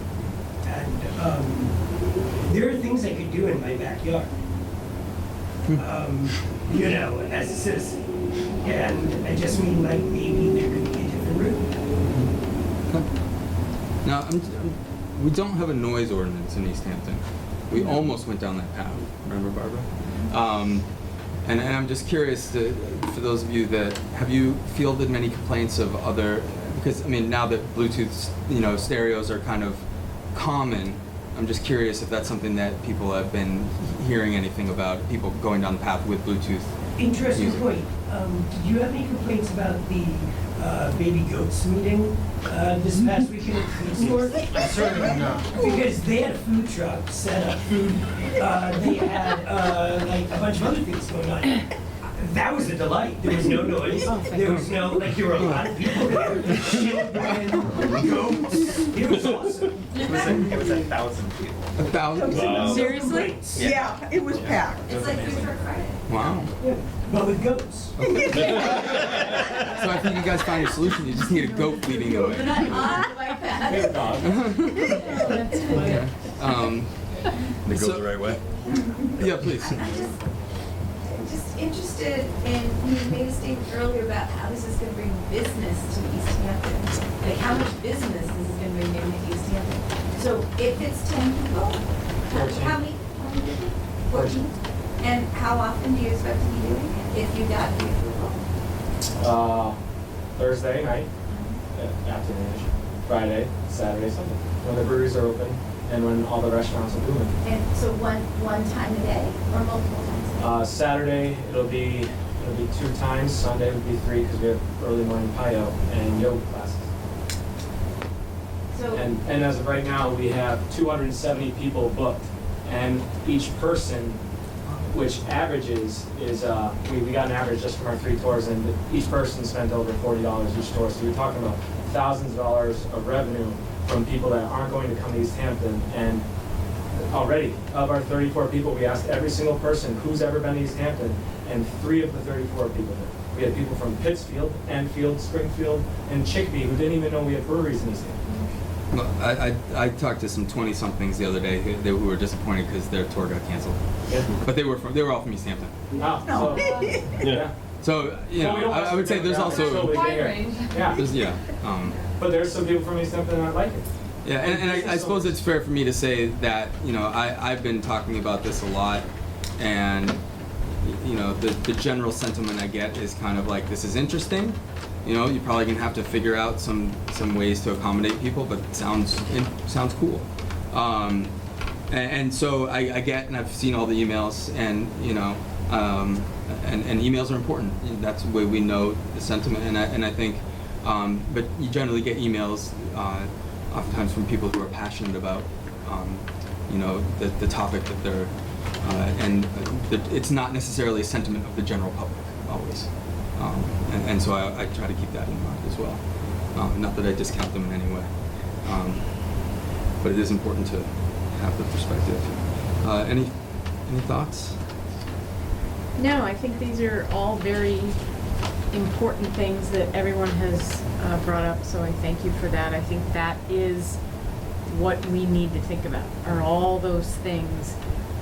For me personally, I'm very concerned about your issue with the size and the other uses that people have for the trail and how this will fit.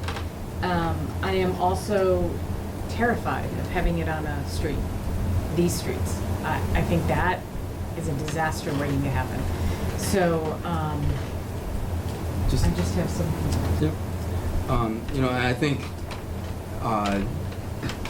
potentially, and I don't know how this is all going to play out, but I know that we'll deliberate it and we'll try to come up with something.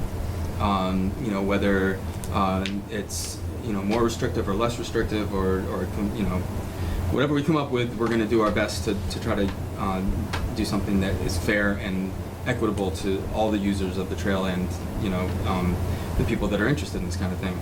You know, I'm not opposed to looking at hybrid routes if we can, you know, confirm with the chief that that might be something that is potentially, you know, not out of the realm of possibility. You know, and I think, I mean, how many people have actually ridden by this thing on the bike path on their bike? Okay.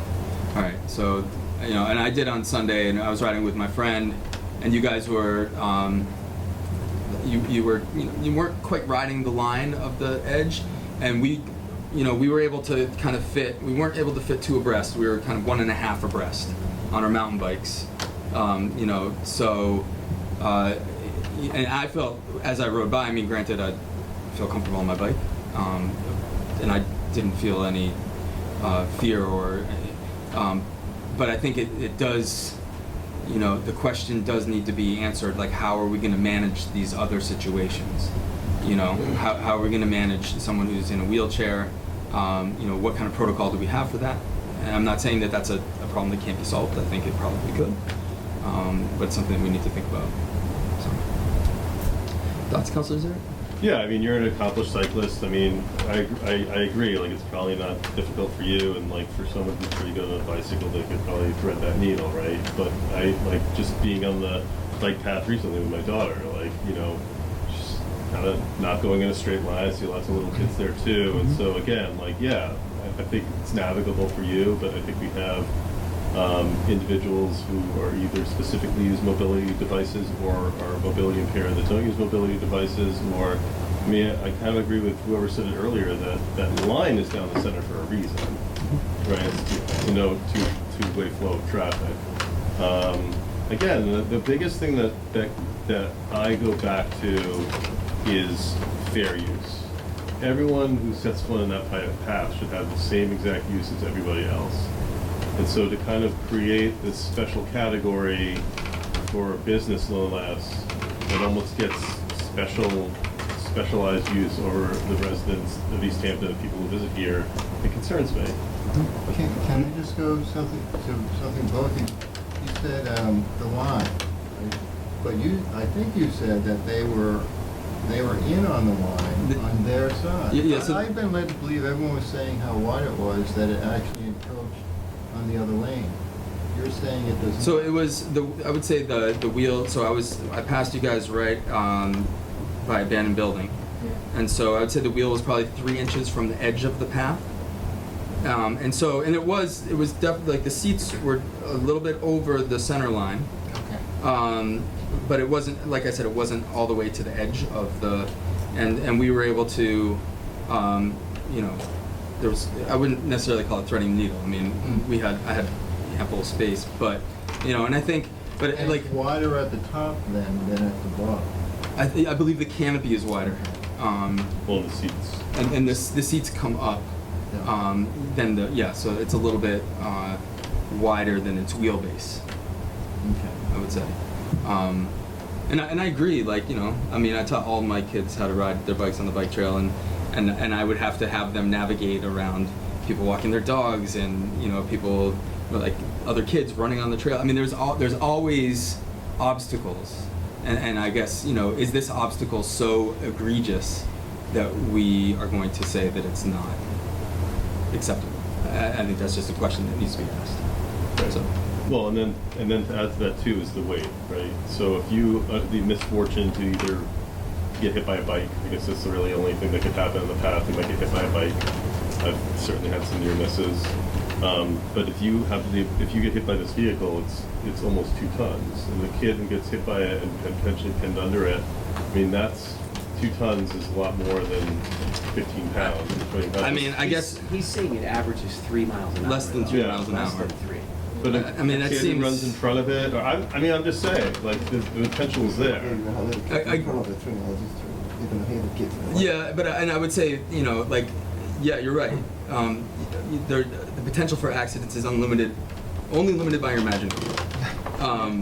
And I think if we look at this, like, is 2.8 miles an hour a dangerous speed to be traveling? Is a child that runs into it going to be crushed under it and going 2.8 miles an hour? I would say that's probably unlikely. I would say that, you know, we have electric bikes on the trail that can. I can do 30 on the bike trail on my bike if I wanted to. And if I hit a kid going 30, that's going to do some pretty serious damage to that kid. If a kid gets hit with a dedicated driver who is only focused on the trail, I have a feeling they would probably put the brakes on. I mean, that's just my personal feeling. I mean, we have crosswalks where kids cross the street, and are we going to ban cars? You know what I mean? Like, there's unlimited potential for accidents. Do we just say, well, this could potentially happen, so we can't have this here? And I'm not this. I don't have any stake in this business. I have no horse in this race other than trying to be equitable. I agree, equitable is important, and I would say that your point is a good point. Like, if this vehicle is taking up more than half the trail, shouldn't it have more than half the trail of users? And there's going to be 14. How many people on this? 14. There's going to be 14 people using the rail trail in that space. It's not like people aren't. It's just this thing. That's specious reasoning. I guess, but I wouldn't even try to compute it that way. I mean, it's 14 people using the trail. Except for the fact that if you had a group of 14 people, So- they can either part, they can go single file. I mean, True, to try to that's true. somehow create some weird I'm just saying. quantification of the number of people. Just saying. It's not like it's like a vehicle that's, not people aren't recreating on the bike trail. I would say that's a small percentage of the people that use the trail. What's a small percentage? 14. Oh yeah, riders. no question. I'm just saying it is a use. It's recreation. Yeah. Ryan Backer, who's got his hand up. Oh, sorry. Hi. I guess just to sort of the speed, I think the key with the safety, I mean, yes, the speed and all these other issues, but the key, I think, is the width, because 2 bicycles riding abreast on one half of the bike trail, they can go single file. That paddle, it doesn't get any smaller, any thinner, and the bike trail doesn't get any wider. Right. So there's no way around that. And and I believe that etiquette is 2 bikes abreast of each other on one side, just like if you're riding on the side of the road. Well, then it's just one bike. And this automatically takes up more than that. So, I mean, it seems pretty concrete. Unless we change the bike trail width or we make the tavern smaller, it just doesn't fit. People can't get by him. There's no reason why they should have the privilege of taking up that much space, I think. Thanks.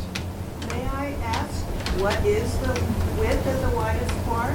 You must know that. So when the wheel- when they're exploded with people, not the wheelbase, but the widest part. Yeah, so the widest part is 7 feet 1 inch. Okay. If people are relaxing back in their seats, Okay. which when they're pedaling, they're usually leaning forward and pedaling. So what's the measurement then from seat to seat? Because the seats go like this, and the widest thing without people on That's from it seat back to seat back. is 7 feet 1 inch? Okay, thank you. And how wide is the actual length? 9 feet 6 inches. So doesn't you need 3 feet for it to go past feet? Well, I imagine that you put your right wheel to the right edge of the trail, All the which way. makes the seat stick out off the trail Yep. Right. about a foot, Yep. right? Because it's a 6-foot wheelbase. Yep. So then the right side seats are probably hanging on the grass. They're hanging over the grass. Yeah. So you're actually probably only taking up 6 feet. The wheelbase is 6 feet? So the wheelbase is 6 feet, and when we're hanging over this way, we take up about, what did it come out to? 6 feet 3 inches. When we're right on the edge. So the And if you wheelbase go- alone is wider So- than half of the trail. The Wheelbase alone is the smallest part of it. Pictures. Is wider Yeah, I mean, than half. So each lane is 4 feet 9 inches wide. How does that work with hours? I mean, we took pictures at our site visit, and I specifically asked them to put both wheels on the trail. And with both wheels on the trail, the seats were hanging over into the next lane. I mean, I didn't measure exactly to quantify. I mean, it looked like it was about a third of the next lane, but again. Yeah, it's good, but although they're not fully, they're still not fully on the trail there. Now here I have them. The what? So, Oh, it fits. So, I think, right? You guys don't have any problems fitting on the, so this is both the on post? the trail, it's almost on the. So you Right. get it straight Yeah. on, you have this at an angle. Salem, I have a better Straight on, pic. So you can actually On the see. picture. Right, right. Not Salem, very- I have a better picture. I was there. Oh, that's right. I have a better picture if Oh, you you do? want. Okay. He's Can you gonna pass it everybody. around? Yeah, you want to pass that around?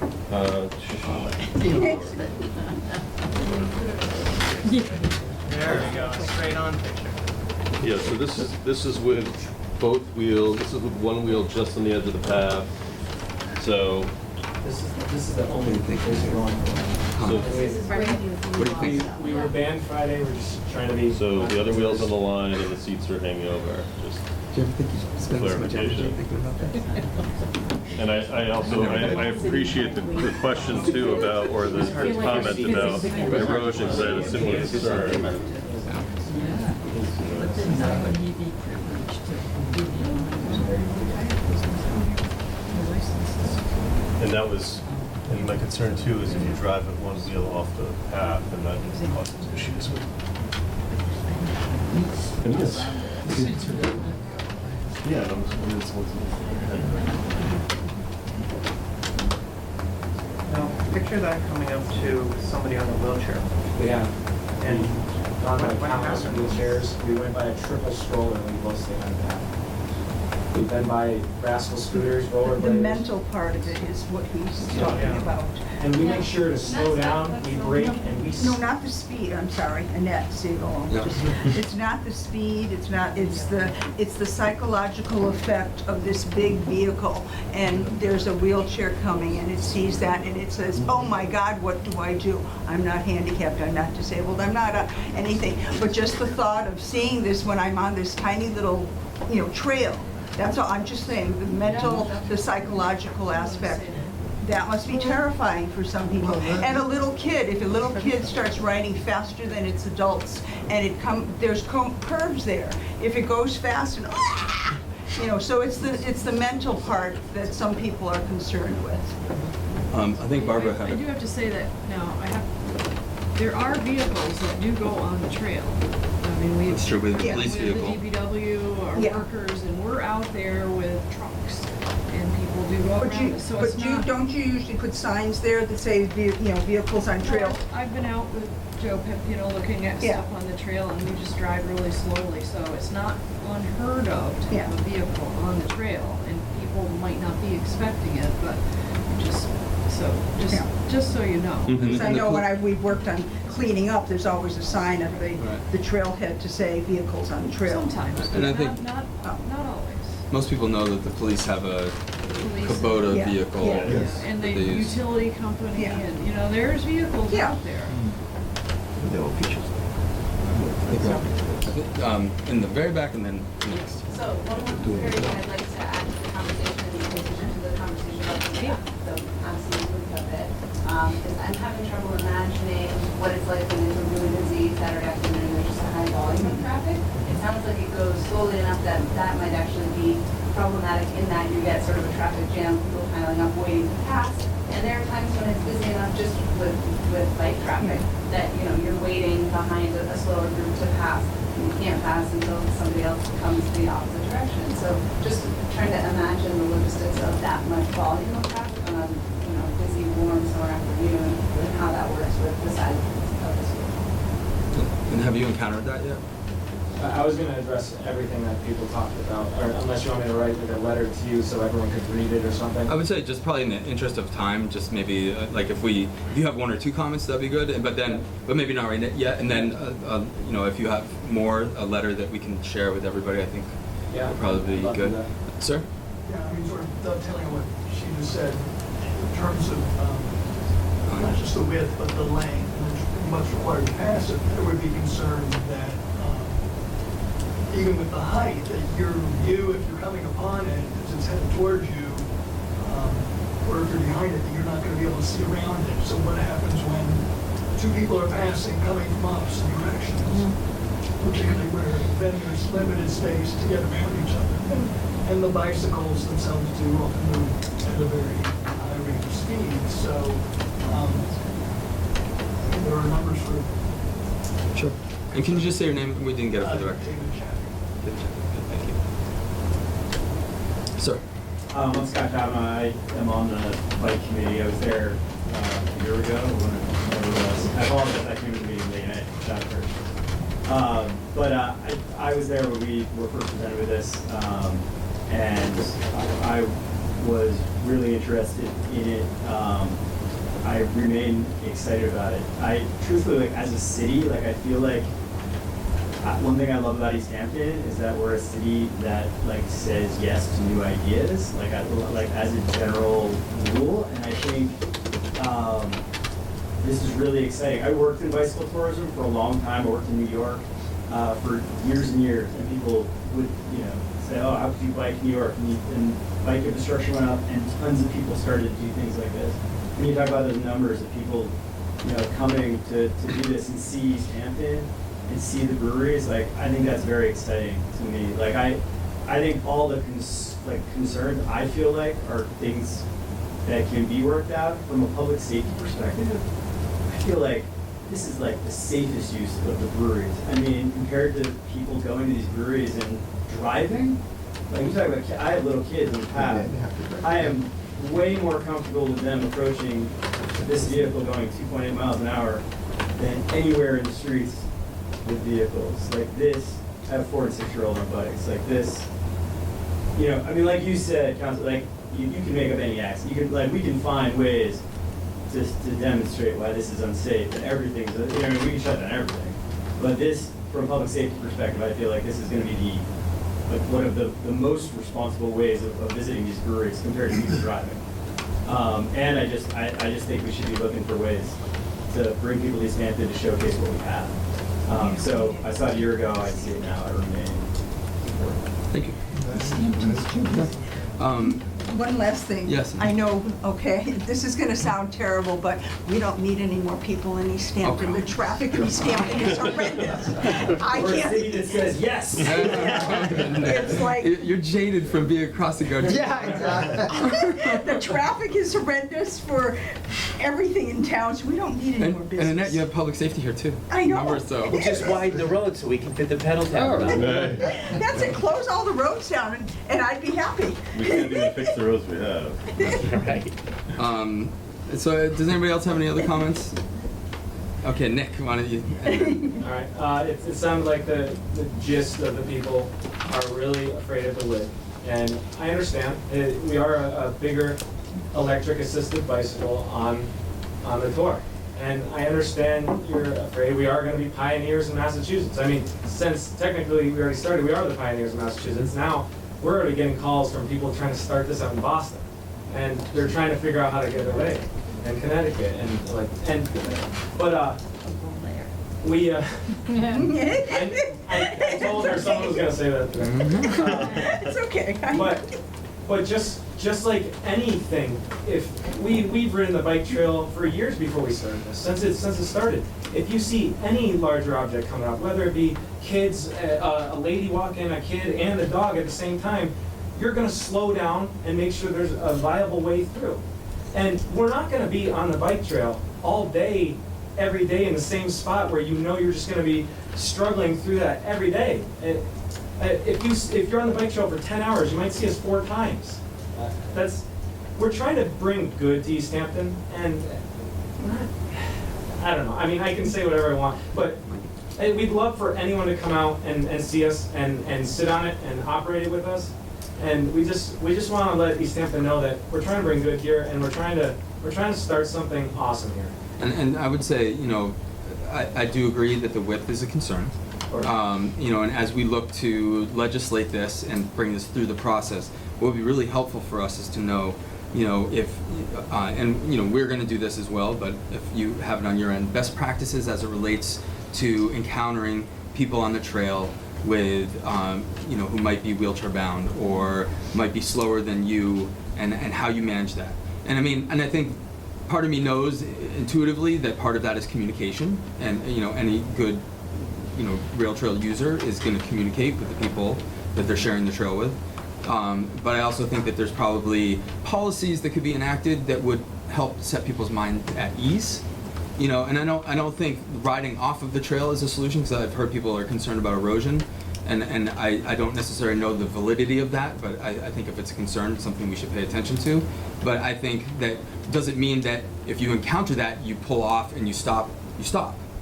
You know, is that the policy? And I'm just throwing this out there as a thought, because these are the things that we're gonna have to kind of like grapple with to determine, can this vehicle share the trail with other users?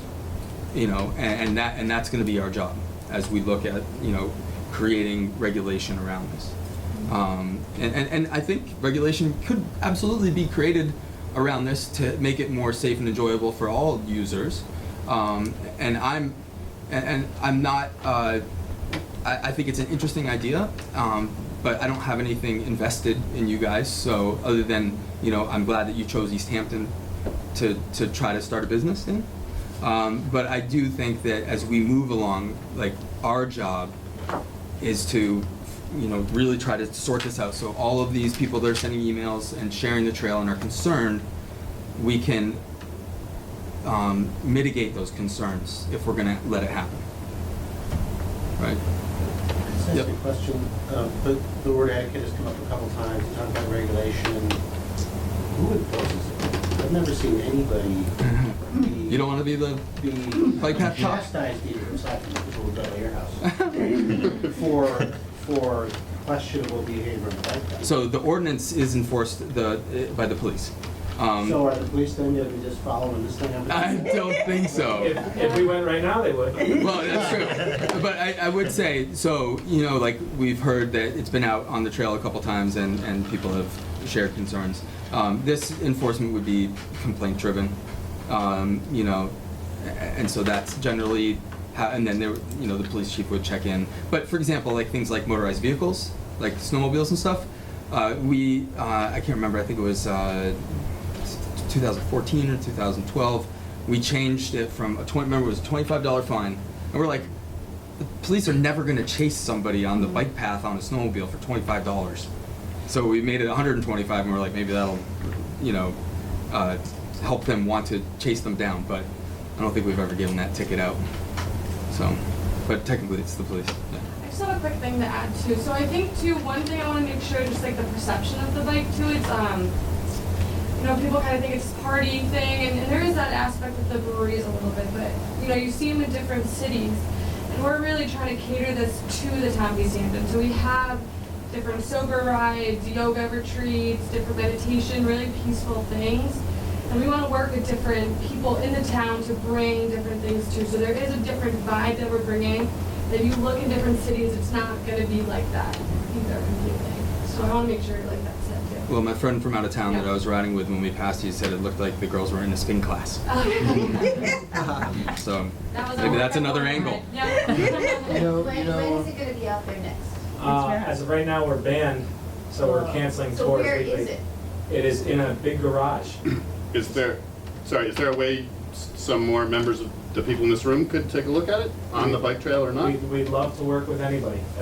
At any time, give us a call. We had a showing. I brought it down here for another showing.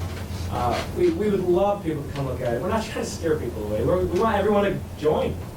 We were supposed to do Well, I'd like to see it on the trail with my scooters. Absolutely, and that's a great piece right there. I think that's a really good idea, and I think Nick, do you have cards that maybe you can give to people? So yeah, I have my main card for my main. Oh yeah. So I would say if you want to see it, you know, we did a site visit, and I think Nick brought it here. Did you guys get to see it? I saw it before. Okay. And I would say it does make sense to see it in person. You know, did you have a comment? Can you tell us what's the next step? So the- What so is the- the process, what is the timeline for a definitive decision to be made? So the next step is we have some potential language that we're going to, you know, I think one of the things I wanted to do was go through the language that, because counselors there put together some thoughtful kind of ideas for regulation. And so I think that as we move forward, reviewing that, kind of crafting that, and deciding if that's gonna, you know, the committee would decide if we would take that to the full council when we're done with it. And then it would either get voted up or down.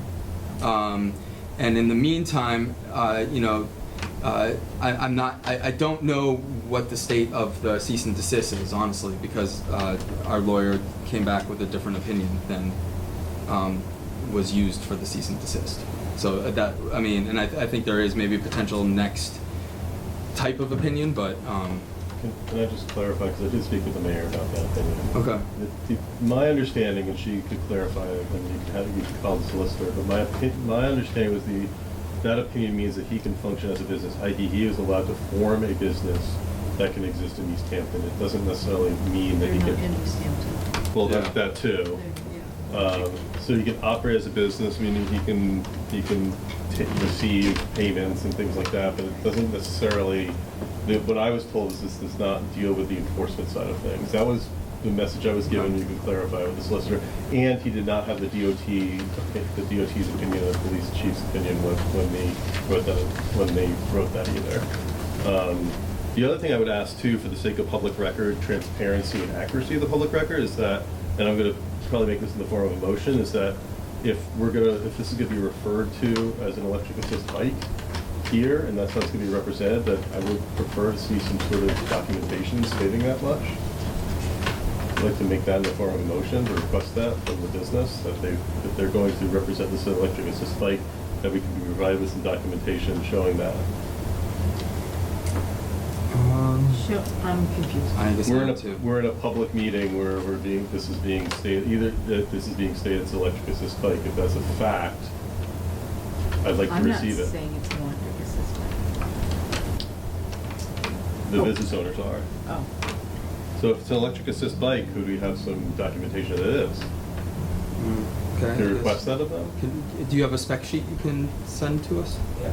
Or documentation from the state? Or, well, I don't know if the state necessarily has that type of documentation. I think maybe from the manufacturer would be more appropriate. Well, the state classifies vehicles. We don't right? have anything like this in the state. So I know that, but if you're going to call an electric assist bike in public hearing, then maybe you should refrain from doing so then.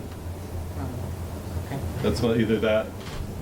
I mean, well, if we are just using our ordinance as a you know, a starting point, then I think under our ordinance it does classify as an electric assist bike. It's primarily pedal powered with an electric assist motor that's not used primarily for this source of propulsion. Do we have a definition of electric assist bike in our ordinance? We have a definition of a bike. That's a generally accepted definition. That's what electric assist means. No, nobody seconded it.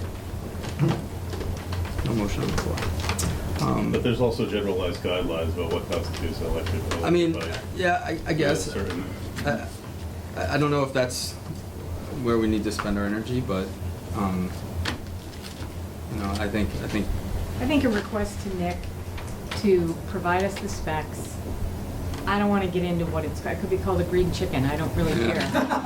It's not relevant. What's relevant is the specs for his vehicle, and then how we craft legislation around said vehicle. I don't care what you call it. That's not a legal definition for what we're trying to do. It's a description of his canopy thing. Except if we're in a meeting with the public and it's being represented to the public that way, it's misleading to the public if you're using terminology that's generally accepted as being X. And so it's our duty to the public when we're in public hearing and public meeting to Which I think we just did. Yeah. Well, did we? Well, and I think the public is intelligent enough to make their own determination of what this is. You know, I mean. We're not calling it an electric assist bike. We're not calling it anything right now. We haven't crafted any ordinance around it. I like green chicken. I kind of fond of that as well. If you want to get specific, an electric assist bike, only the motor only engages when you pedal. This, you could say it's electric assist, but it's made so that he can use the motor to drive it up on a trailer and haul it. Or if he wanted to drive it back from where he went, he can do that by himself. An electric assist bike, I have an electric assist bike, the motor doesn't work until you move the pedal. Right, that's what the bike share bikes are like. They're pedal driven, they're pedal. So that term doesn't really fit. So the motor on this is only working when there's no people on it pedaling? Yeah, it'll burn out if we have people on it and we use it. It's too much weight. It's a little starter motor that goes on the back drive shaft. Oh. It's literally this big. So it really is just to drive it. It's to pull it out of the garage, put it up on a trailer, and then get to and from a pickup location. If you needed extra assistance on a hill, though, you could probably engage. The manufacturer says don't. It'll burn it out, and so. One other thing I think you need to consider is the bike path itself. Was it engineered to handle vehicles that weigh a couple of We did ask that question, and it's engineered basically for vehicles, like cars. Yeah. The bridges aren't Because too. we have, Oh, yeah. you need to get an ambulance. The bridges are spec'd for vehicles. Oh, yeah. That's a DOT thing. Yep. Just So, do that. Yeah, go ahead. so I almost want to reiterate what she said. What's the next step? So this is our season right now, and if this ban just stays up till October, then all of a sudden, we're done. Yep. Our investment that we did to start, because there was no literature saying we can't, is completely shot, and we're still in trouble in this, and then we try to do it next year. So what happens next? We wait for the lawyer, and then I get an email saying this is what the lawyer said? I think that's probably for you. That's going to be the next step, is waiting to see. I mean, reading this opinion. I think, and talking to the mayor, like the part that is keeping you is outside of the legislative part. Like we did not issue a cease and desist. Well, the cease and desist is until this comes together and figures something out. Until there's regulation that would either explicitly allow it or explicitly, not allow it. So now this meets once a month because we're in the summer. So now I could just call it quits. And cancel I would be the more 26th. optimistic than that, just because I'm an optimist, but I can't say that you're wrong. And I actually, I don't have an answer for you. Yeah. I'm sorry to say it, but I just don't. And I think we will. I know that Councilor Conniff and I, last time we were more of, we wouldn't mind seeing this being done. I mean, since it is kind of, just a few trips on a few days. I'm not against seeing a pilot and trying it out, and if something bad happens, then sorry, or if people are really upset by you, then sorry, this isn't, and I'm less inclined to say before it even has a chance to say no, and so, and I think I'm not mischaracterizing that was, and then having some information for the future. Right. Yeah, to I mean, be able to base our judgment on. Yeah, I think that was the intent the last time, which was we had no guidance, one way or the other, from an attorney. We now have conflicting guidance, which is completely not helpful. And I too am inclined, to be a business-friendly community. I'm inclined to run it as a pilot for a limited amount of time, get the data, and then we craft our ordinance predicated on the data. Based on And either the issues. data says, this is not gonna happen here, we hate it, we hate everything about it, then that's our answer. And it could be that over time, people begin to love it, and then that's our answer. I don't know what our answer is And right now. I know everyone's getting bad emails from a select few, but do you want me to give the emails to the people that love it and have them send it? Because I would say that would absolutely they will help your blow up the cause. inbox right now. That would help your cause. Okay? Sounds good. It never hurts to have supporters. I just So- didn't want to put more on you, and It's I fine. was going to do that and tell people, hey, if you like it, but okay, now It's I know. fine. It's fine. Yeah. I mean, that's part of our job, is to read emails. Okay.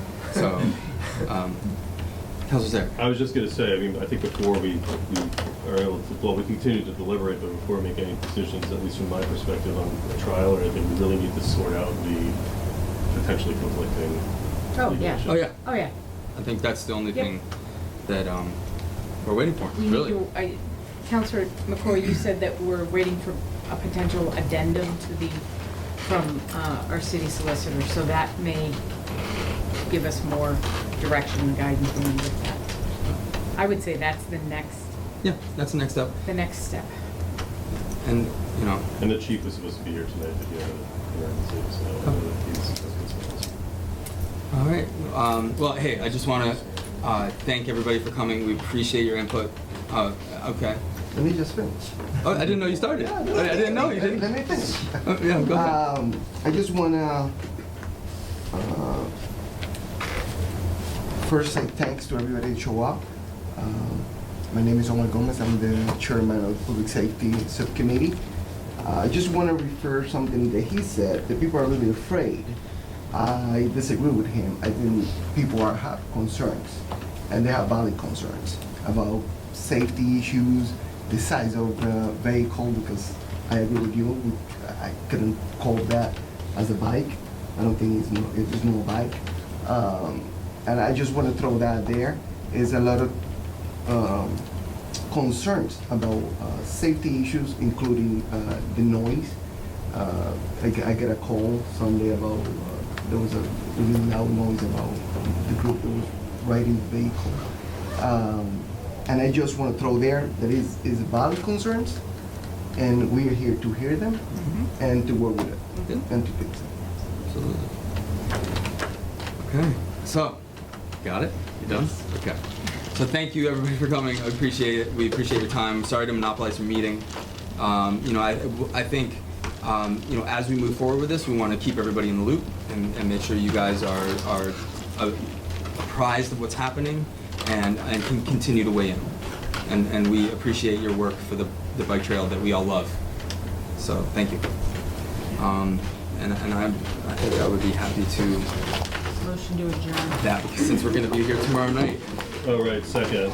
Okay, all those in favor? Aye. Thank you.